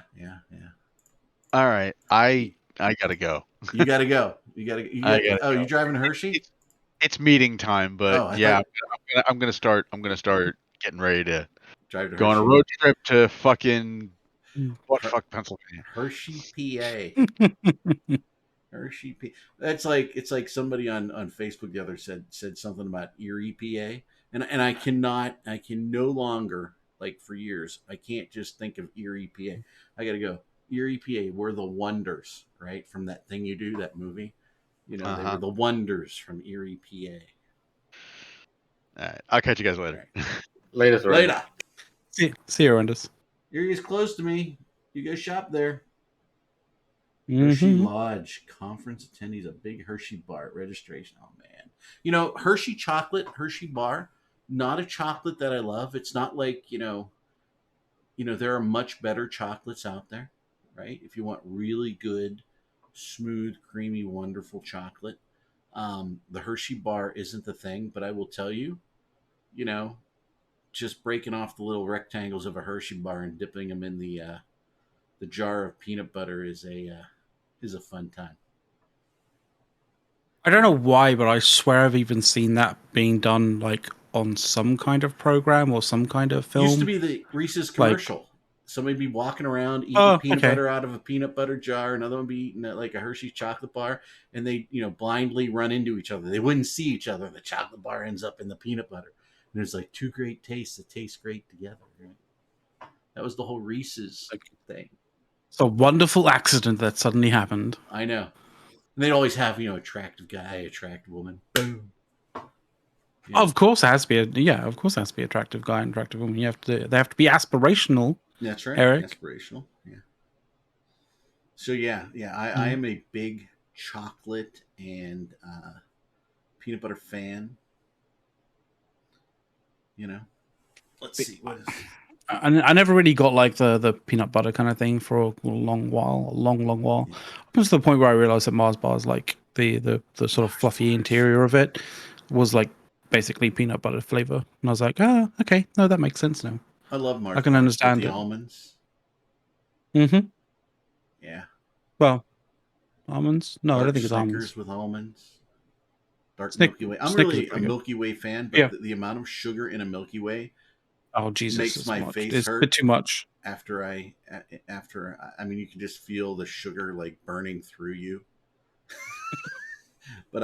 So you really. I mean, it is concentrated energy at the end of the day. So technically, yes, you probably could, like, and it would probably make quite a significant fire if you're able to actually set it alight. Like surprisingly so, I would imagine. Oh, I'm sure. I mean, yeah. Chocolate covered caramels, they're good too. So yeah, actually, the thing that I actually really like, and it's something that like is kind of sort of old school, but like something I haven't had for a long time, is actually chocolate covered raisins. Oh, the double chocolate milk chocolate covered peanuts. I can eat those forever. You get those in the bulk food store. It's amazing. I mean, literally, I can sit there like those days when you really haven't eaten anything and you're just watching TV and you go through a bag of potato chips and you didn't even know it, right? Yeah, I could go through a couple pounds of chocolate covered peanuts like that. I hate to say that I know that, but I know that. Yeah, I hate to thing. We don't. To be honest, guys, we don't have this stuff around the house. The other thing that was good is Mallow Cups. You ever have Mallow Cups? I have not ever heard of those before. Mallow Cup, for those who not marshmallows. It is marshmallows and a little bit of coconut in it. So it's a marshmallow cream with coconut, and basically, other than that, it looks just like a Reese's peanut butter cup, but the inside is different. Interesting. And Clark bars, because they were made in the old fucking Clark bars rock. Because that shit, I mean, it just clings to your teeth, right? You eat that, it clings to your teeth. If you'd have said that like last week, I'd have been like, I have no idea what Clark bars are. But like, I watched Reacher on Prime TV. And he goes on about Clark bars. Clark bars are awesome, man. By the way, oh, it's so funny. So right next to where our professional stadiums are, and where the original professional stadium was, and everything, there's a building. It's called the Clark Building. It's where the Clark bars were originally made and everything. But yeah, that and Zagnut, which is basically a Clark bar with toasted coconut on the outside. And, okay. Well, I mean, I haven't actually had a Clark bar before, so I don't know what it's like.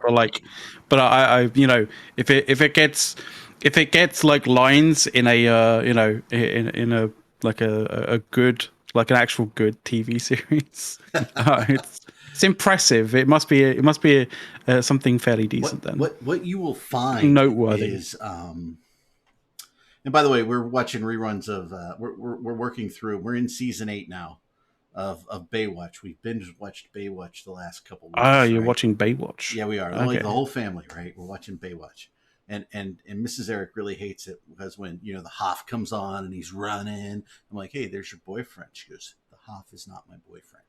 Okay, she gets very irritated when I do that to her. Yeah. But the and when Pamela comes on as well, like was but you know what? She's not in season 8. She just disappeared. It's very upsetting. Actually, my wife even likes the character and the actions of that Pam Anderson plays. So, but anyway, but yeah, the what was it? But they had a whole season where they had a mother and daughter that moved from Pittsburgh. What you find in the film industry, you will find a ton. If you watch movies and look for things, you will find a lot of Pittsburgh-based things because Carnegie Mellon has one of the premier acting schools, and Carnegie Mellon is actually known for a lot of technology and things like that. But it has a huge ballerina. It actually has a bagpiping major. It's the only school in the U.S. with a bagpiping major. But they've like the entire cast of L.A. Law pretty much came from there. Jesus. And who was it? What's his name? What's his name in? Can't remember his name. But he was in Gattaca, or was it Gattaca? Might have been Gattaca. And I'm trying to remember the movies, but he was basically the lead in Dead Poets Society, right? He came from there. So there's a lot of acting things. It's just weird when you see things. And Clark Bar is a very Pittsburgh thing. So that's somebody somewhere on that staff, in the writing staff or somewhere, had to come from the area. It's kind of funny. Ethan Hawke. Yes, you're right. Ethan Hawke. Ah, okay. He actually dropped out. I think his last 2 years of acting school at Carnegie Mellon, when he kind of made it a little bigger there.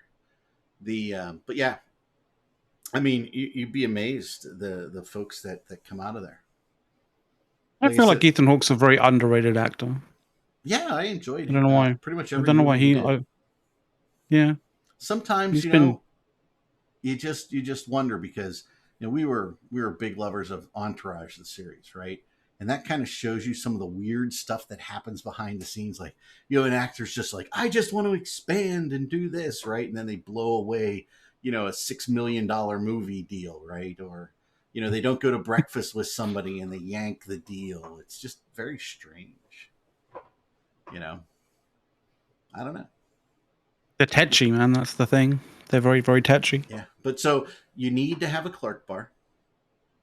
It is, but I will tell you, it's a little bit messy, and it will cling to your molars, and you will be eating Clark bar for the next 2 hours as it slowly dissolves. I'm wondering whether that's. I'm not a massive fan of like that kind of experience, if you know what I mean. Yeah, I mean, if you just that's one of the reasons why I don't really. It, but if you chew it up and let it melt in your mouth and enjoy it, it's not going to do that. Yeah, that's kind of one of the reasons why I'm not a fan of like what Americans would call potato chips, right?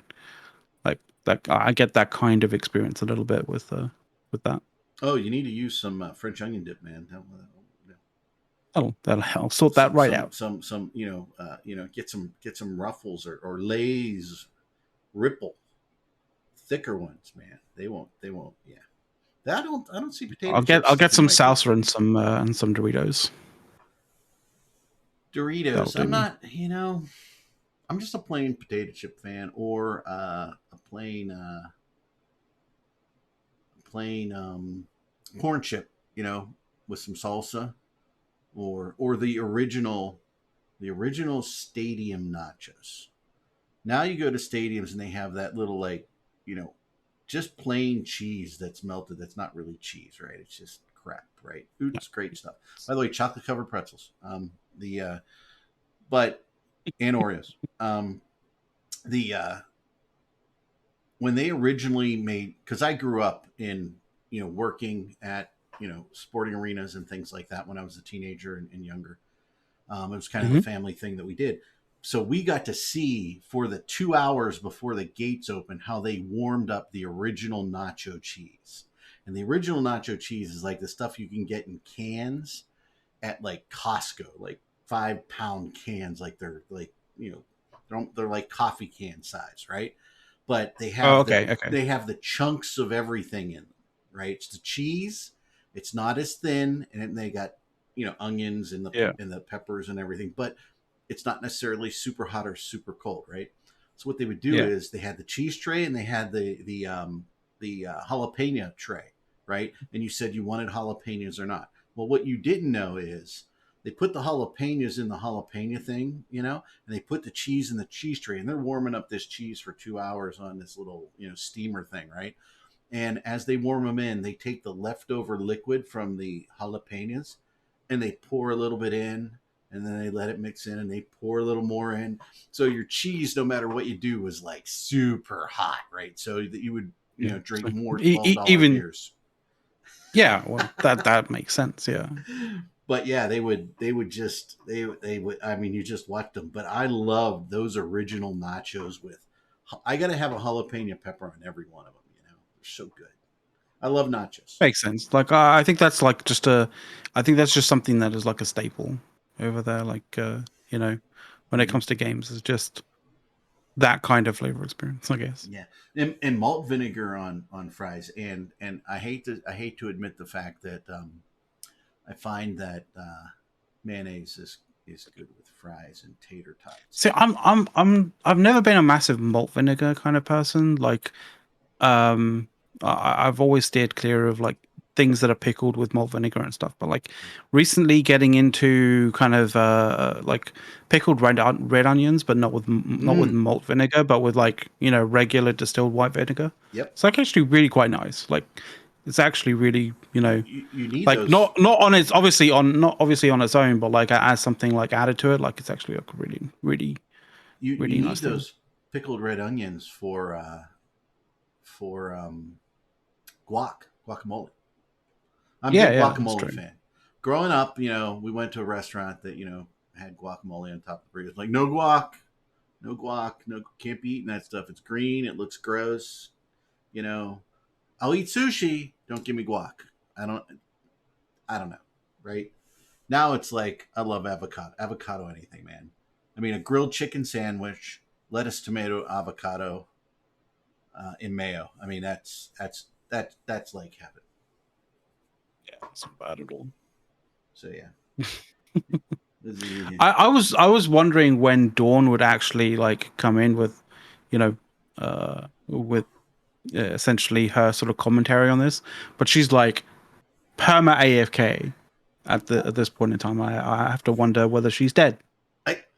Because like I've even dead. poked her and asked if she's alive. She's dead. She's dead, Jim. Something happened to her and she's dead. Just like rip Theta Thursdays because you're gonna have one less person. Okay, Moondog. Okay. That is officially the dumbest question anybody has ever asked me in chat, but I'd love you for it. Of course, I love Permatis. Oh God, Brothers, baby. You've started him now. You got it's so good. That'll kill me. You've started on him. Yeah. You and I mean, all this good food. I mean, we don't do it very often, like a couple times a year. But Permani Brothers, man, with the Trappy's hot sauce, which is hot sauce, super flavor. You just saturate that shit. Oh yeah, we've taken a number of. If you guys remember Total Newbie, and you remember Scythe that used to be on the show. I mean, I took both. They both came out to visit me. We all went. I took him out to Permanis. Scythe had to go to Permanis like twice in one weekend. He couldn't get enough of it. So yeah, where are they? Permanis. I think there's a Permanis in Florida somewhere. Okay, and then of course Pittsburgh. We got a whole bunch of locations in Pittsburgh now. But yeah, Permanis. Well, I've never experienced Permanis, so like I have literally zero to I can't dip into this conversation at all because here's what we need to do. We need to put put GoPros on, okay, and see if we can get them to live stream. And I just need to take you to the Culinary Wonder Parade of Pittsburgh. Nobody thinks of Pittsburgh as being interesting or culinary or anything. We'll go to the cigar bar. You smoke cigars? Can I get you to smoke a cigar, McLeod? I mean, I haven't smoked a cigar before, but like I'm fine with cigarettes and stuff, so I'm probably all right with the cigar. Giant steaks in the cigar bar has big things that suck all the stuff out of it, right? Yeah. Okay. Yeah. Giant steaks and cigars. You know, phenomenal seafood. People think we're landlocked, but we have great seafood here. I mean, it sounds like the most perfect thing that Ron Swanson would want to do. It sounds like something that Ron Swanson would be like. The Permani it's a Swanson thing. The Permani sandwich for the unwashed is 2 pieces of fresh cut. They cut it by hand with a knife right there. Fresh cut Italian bread, okay, and then it's whatever meat you ordered or combination of meats or whatever, okay. You know, kielbasa, hot sausage, you know, roast beef, whatever it is, or, you know, Italian Godfathers, whatever, right? They heat the meat and the cheese, put it on a bun, then they grab some fresh cut and fresh deep fried French fries, smash them on, smash some special coleslaw. It's a special little vinegar sweet sauce. Okay, so it's a vinegar slaw that's a little bit sweet. It's sweet and sour type sauce on them. And then they put tomato. Okay, and it's literally like this tall. Okay, and you got to just take it and you got to smash it down, and you just got to try and wrap your head around them and eat them. They're just. And if you order French fries on the side, they look at you funny and they go, "You realize there's fries on the sandwich." I kind of find that Rancorch's like comment is quite funny because it reads like the cigar has been deep fried. Hey, by the way, deep fried tater tots, which is a very American thing to do, to be completely honest. My great grandmother cooked with pure lard, and she made the greatest food in the world. But yeah, the deep fried tater tots. Don't. This is where Latin language is really useful, because the case of the word shows where the actual what you're relating to. Because this sentence could be misunderstood. I'm wondering, why are you deep frying your cigars? We're not deep frying the cigars. And by the way, Moondog, no, I know. How do you tell the difference? We know, but like, it's just the way that Rancorch kind of like, you know, constructed that sentence. It's just quite funny to me. Moondog, we go to Napa Prime and the cigar bar there. This is phenomenal. Yeah, to be fair, like, you know, if you're Scottish, you deep fry a whole lot of stuff as well. Like if Scotland if the Scottish people like actually figure out how to deep fry, you know, whiskey, they're fucked. Like, to be completely honest. Ooh. Right. The trick there is keeping the potency. Since you brought scotch or whiskey into the thing, what was it? A couple days ago, the Macallan released 81-year-old single malt. I think there's 233 or 288 bottles of it only. That means it was cask pre-World War II. So I think a lot of people don't like, and something I kind of learned a little while ago, but like I think a lot of people don't realize, like, you know, how difficult it is to get that old kind of whiskey, because the thing is, it's not a case of just putting whiskey in barrels and then putting it into, storage for that length of time. Like you have to, you have to constantly keep tabs on it. And the thing about storing whiskey and for that length of time is the whiskey does actually seep into the wood and then starts to evaporate out from the wood. So after 81 years you may have put a lot of barrels of whiskey into storage, but when you come to actually emptying those barrels, you don't get that much whiskey out of it, in all honesty. So when it comes to sort of the cost of all of that operation plus the cost of all of the whiskey that has evaporated out, like that's why that's why the bottles are so expensive, because they're not just a bottle of whiskey. They are representative of probably about 20 bottles of whiskey that have been in storage and have been paid for to be stored there for close to a century. Well, yeah, this was cask in 1940. It looks like. I think the release price is something like £95,000 or not around there, and it comes with a big statue of three hands holding up the decanter. So it's $125,000 US. So yeah, I mean that's. So yeah, I would love to get my hands on some of that. I'm a big Macallan fan. I like him in the sherry. You like whiskey? What is this? I do. What is this new thing that I've never known about you whatsoever? I have a Macallan 18 of 15.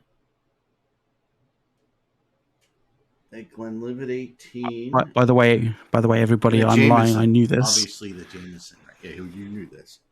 Yeah, of I course need the knew Jamesons this. for a special drink. But yeah.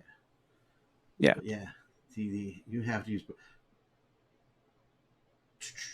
Angels and the Devil take. Yep, they're cuts, right? And by the way, I think it's Jack Daniels has a thing called the Devil's Cut, where they've developed a way to pull the Devil's Cut out of the barrel. Okay. What's the Devil's Cut? The Devil's Cut. Can you explain that to me? Soaks into the barrel. Right, okay. Jim Beam Devil's Cut. It's Jim Beam. And I've had that. It's really tannin laced. I mean, it's just they pull it out of the wood. Don't know how they do it. Jim Beam's, probably put it in fuck off huge centrifuges. It was Jim Beam's. I think great or great grandson that came. I actually have a bottle of Booker signed with him behind me here that I've not opened. But yeah, he explained how they developed a way to pull the Devil's Cut out. I wouldn't be surprised if they deconstruct the barrels and then put the wood into like a big fucking centrifuge, and then just obviously filter the shit out of it. Yeah, I have no idea, because those are charred barrels too, right? And then the Angel's Cut is what evaporates, like you said, from barrels. The longer the barrel is, I mean, some of those barrels can be half empty by the time it's done. Oh yeah. I mean, that's the reason why it costs so much. Lost to evaporation. So yeah, it's that and my other my I love a good lambic. I love a lambic beer. It's very good too. I like that. Not into a barrel. Yeah, that's one of the things you can do, and I know a lot of Scottish distilleries do it as well. You can just buy barrels and have them stored away. Hey, that's not bad at all. And interesting kind of idea. There's a big thing where, like, let's say, I would buy a barrel, but I'd probably never have the opportunity to drink it at my age, right? So you buy it for your children, and things like that, so that they can, your mileage may vary. You have a really great one or a really bad one. Who knows? And hopefully it doesn't go all up in smoke at some point. Let's hope. There was somewhere in the U.S., I forget whose, they had a building where they stored their barrels and it like collapsed and they lost a lot of them. Oh Jesus! I think it might have been that would really suck if you bought into that. Oh yeah, there'd have to be some insurance on there. I'm sure there is, but like that's not going to bring that that back, is it? Yeah. I like me some old fashions too. You know, my son when he turned 21, he bought a bottle of gin because there's no gin in this house. I don't like Oh, liquid Christmas. well, gin is just flavored vodka, dude. Like, Yeah, I just know. buy vodka and buy some flavorings and put it in a bottle like together and just wait. Yeah, he Like, says like the only. that's all you need to do. By the way, it's not like he's drank any, right? He hasn't, right? Of vodka martinis. Like, we only have vodka martinis in this house. I wanted a regular gin martini. I'm like, I've never had a martini. Yeah, there's no gin. No gin. Although he wanted to buy aviation gin, but our stores don't sell it around here. I don't like gin, and even I've been tempted to buy a bottle of aviation gin. Like, I love the so I get it. YouTube commercials. I mean, the gin doesn't sell itself, but like, well, I guess my son read a review and he said the review of aviation gin is gin for people who don't like to drink gin. So I don't know. I don't like to drink gin. I remember my first drink of gin, and I remember drinking it saying, "Oh my God, I live in an area where there are a lot of pine trees, folks. Okay, a lot. Yeah, I know where this is going. Okay, I'm like, I could just go over there and chew on some pine needles, and it tastes the same. You just get some 90 proof alcohol and you dip some pines in it, and there you are. You go. Well, it's made from juniper berries, right? So yeah, Diet Mountain Dew. I actually like ginger ale and whiskey is good. That's a weird combination for me to like. But Mac, you should try a Blue Bombay Sapphire with actual Schweppes tonic. It's amazing. Schweppes tonic. Like, surely you want to actually go a little up market on the tonic, considering it's 3/4 of your drink. No, it has to be the Schweppes one because that's got the right taste of what's it called? Quinine, something like that. Quinine. Quinine, yeah. It's the right amount, so it really fits. And when you use the Blue Bombay Sapphire with all the nice herbs in it, it's like it's not fruity, but it's kind of fruity. It's really nice. I love that. You mean you're not getting your quinine from like a aquarium cleaning solvents? What are you doing? Hey! Just remember, when you drink that drink with the quinine in it, you're not going to get like malaria for years. You're good. All right. No dengue fever. Jesus. You're good. You're good. I'm not going there, Mac. I will not be pulled into that one. If you want to talk about horse drugs, we should talk about horse tranquilizers. No, I think we need certain people here in chat if we're going to talk about horses, to be honest. But I think at that particular point, I don't think it's broadcastable on Twitch. Probably not. Because when we said to you that you should have some Special K for your breakfast, we did not mean that type of Special K. Yeah, good point. Yeah, I don't. So Eric is so naive, he doesn't know what the hell Caleb is talking about. Because if you say Special K to Eric, he's like, well, that's that breakfast cereal. That's what I thought I suggested for Mac, but he was out cold for days. That is the code that everyone uses when they're talking about the drug. I don't even know what the drug is yet. It's ketamine. It's ketamine. Okay. Ketamine's a horse tranquilizer. That is abused by people. I am. Then again, I'm there with Henry the Fortunate. Like Special K, is that like flavored KY? What is it? Well, I know Eric basically got off the whole drug thing back when there was eggs on a frying pan, and he's not kept up ever since. It's like, well, when Mrs. Reagan says just say no, Eric says no. I said no. I was there. Exactly. That was my era. You were there 3,000 years ago. 3,000 years ago. By the way, so Henry the Fortunate goes to KY Jelly, and the first thing that pops into mind is the movie Old School. Okay? Just saying, it's just where it goes. Old school. Blue, you're my boy, Blue. Well, Moondog, Eric is so old that his solution to depression is actually 7-Up. Still, he doesn't understand that they took out the lithium. And it had lithium in it? Yeah, that's yeah, where I'm it did. What the fuck? I didn't even know it had. I lithium. mean, I knew Coke had cocaine, but Coke I didn't know had- 7 yeah, Up yeah, had- he keeps getting so Jesus depressed Christ. when he buys sodas because there's no Coca left in Coca-Cola and there's no lithium left in his 7-Up. So he's just drinking this for no apparent reason. I will tell you that my all-time favorite soda to drink is actually Canada Dry raspberry flavor. Or no, cranberry flavor. Cranberry Canada Dry. That is you guys as FDA took all the fun out of That's their job. That's literally their job. But yeah, we're not a big soda family.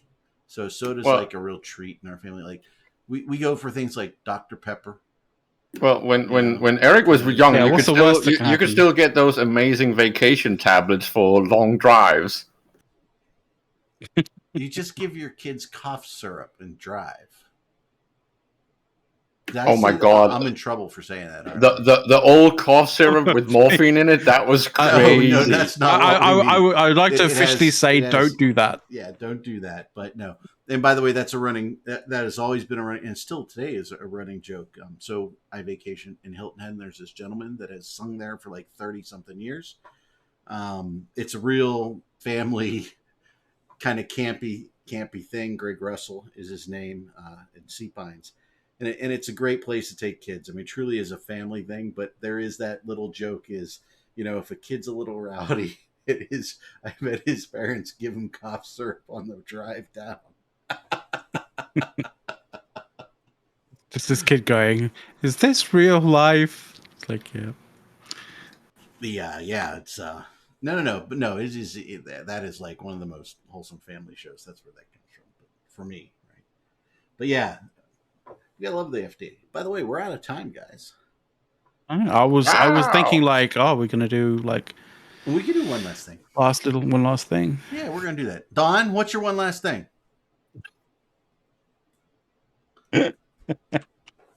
Sorry, I don't have a cricket sound queued up, so we can't do that.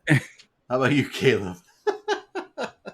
Well, I'm just a little bit sad that we didn't get around to talking about slots and we kept talking about crypto and NFTs and stuff, because I think it's really important to remind the audience again and again and again that Arendis have actually said, I was right. Oh, this is why you keep on going on about it. Okay. He's muted and I didn't do it. Just I want everybody to know he kept talking, but I didn't mute him. I just think it's important to point out that Arendis has now come down from his high horse and actually agreed with me on two things. One is the negative variables to systems, and the other is slots. So I'm just waiting for him to give me the third one, and then I'm going to retire from Eve completely. I really think it's a problem when you sit there and say, slots are a problem. Those little old ladies putting their dimes and their quarters in the slot machines. They're having a good time. And it's a good time that they want to have. And you being against that is really just wrong, kid. That's some hardcore slot-on-slot activity going on right there. He's talking about build slots, folks, in case you didn't know that. Yes. Took him on. McLeod, what's your one last thing, brother? I was wondering what to do with the one last thing, but I'm just gonna go out and be like, if you guys out there, any of you out there have like a spare, well, actually no, you need more than this now, but like if you had at one point a spare $12 million, you could have bought yourself an amazing looking car. 12 million? Which is for 12 million, yeah. What? It's a one-off. Bugatti made a variant of their I think Chiron or something like that, but like it's almost it is entirely custom because it's literally a manufacturing run of one.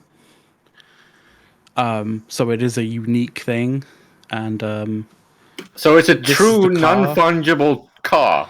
It's a true non-fungible. Can I get an NFT of that car? If that's what you want, if that's how you would like to determine how you'd like to describe that car, then yeah. But I think it looks fucking amazing. Well, that's literally how you explain the term fungible. So that's yes. Just so we get that. It's clear. Accurate. It is accurate, yeah. But like, you know, if you want to go down that route, because there is no other car similar to that one that you can exchange it for. Is the bunny? And yes, it has already. And it has literally already been. It has already been bought. So you're going to have to, you know, tempt the purchaser to, you know, to actually buy it. Yeah. We're going to have to go on Zillow and see. And it's not 1.2; it's 12. The late Dennis. Yeah, I didn't know it was up for sale for 1.2 million. I mean, didn't HBO have a whole series on that or something crazy? I don't know. Like a reality show. It's kind of crazy. All right, folks. Well, it has been a wonderful Saturday. We're sorry we missed last Saturday. I was stuck in the world of cheer competitions. Whatever they do on stage. It happens, man. It happens. Yeah. Hair, makeup, and hairspray. So that was our life. So, all right. Well, everybody, you have a wonderful weekend. If you're watching the Super Bowl, enjoy it. You know that Super Bowl where they play football. And don't forget, Meta Show is coming up in what, an hour? Yeah, and if you watch the you know, if you watch the game, don't be tempted by all of the fucking NFT fucking bullshit. I only watch for the commercials if they're funny and good. That's really what I'm there for. I am I am rooting for the Bengals. Oh, by the way, who's singing?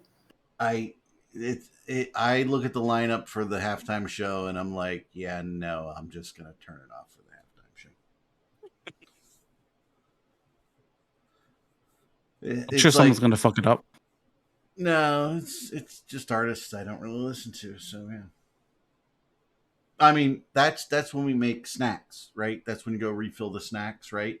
So we got the kielbasa and kraut, you know, we got the hot dogs on the grill. We'll actually fire up the charcoal grill outside, even though it's cold.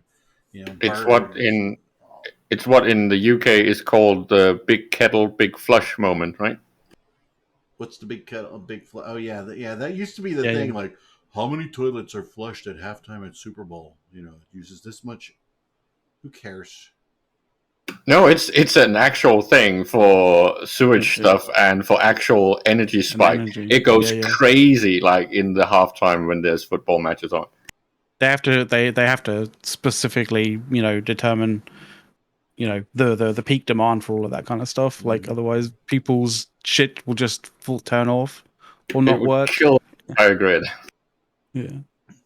I have a generator. I don't care. Yeah. Which, by the way, it finally went off for 2 hours. We had ice storms. It was super cold. You know, bad things happening out there, and our generator came off at 10:30, and it came back on at 12:30. And your generator was fine between the two. Yep. Well, you know, heaters are heating the house. We're warm and cozy. Christmas lights. God bless them. You know, snow on the house because, you know, snow and ice, you know, it's like Christmas. We got to turn the Christmas lights on. Yeah. You can't really get our Christmas lights off because it's like, you know, all around every edge and every peak of the house on the roof. You can't go until spring comes to get those down. So they stay up. They're usually turned off, but I turned them on just because I had a generator just to say, okay, you neighbors. Just a flex. You're just flexing, I'm flexing at that point. Right? So, yeah, the house across the street and the house diagonal from us, they have generators, too. And they put on all their Christmas lights, too. So, just a big middle finger. Just big middle finger to fucking nature. To you know, just fuck you. We have so much power. We're running our Christmas lights. Now, granted, they're all LED, so they're not really that bad. Using up much, yeah. All right, folks. We're going to go out of here on that note. You guys have a great weekend. Enjoy what's left of it. And don't forget, in a little under an hour, we'll have the Meta Show up here live for you guys. and I just want to see somebody, FedEx Brisk some duct tape just in case CCP is on at the same time they are, so he can wrap it around his head, and when his head explodes, he will find all the pieces and be able to put himself back together. So, give him some duct tape. All right, folks, take care. Later. Bye. You know what? By the way, out there, we need a new intro. We need an intro, and we need somebody to make us a commercial for the Anger Games. So, anybody knows how to do that, you let us know. All right. Later.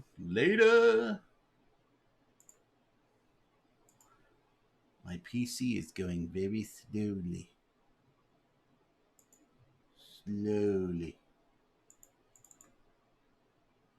Is it because you haven't turned off the... Slowly. Everybody can still hear us. So slow.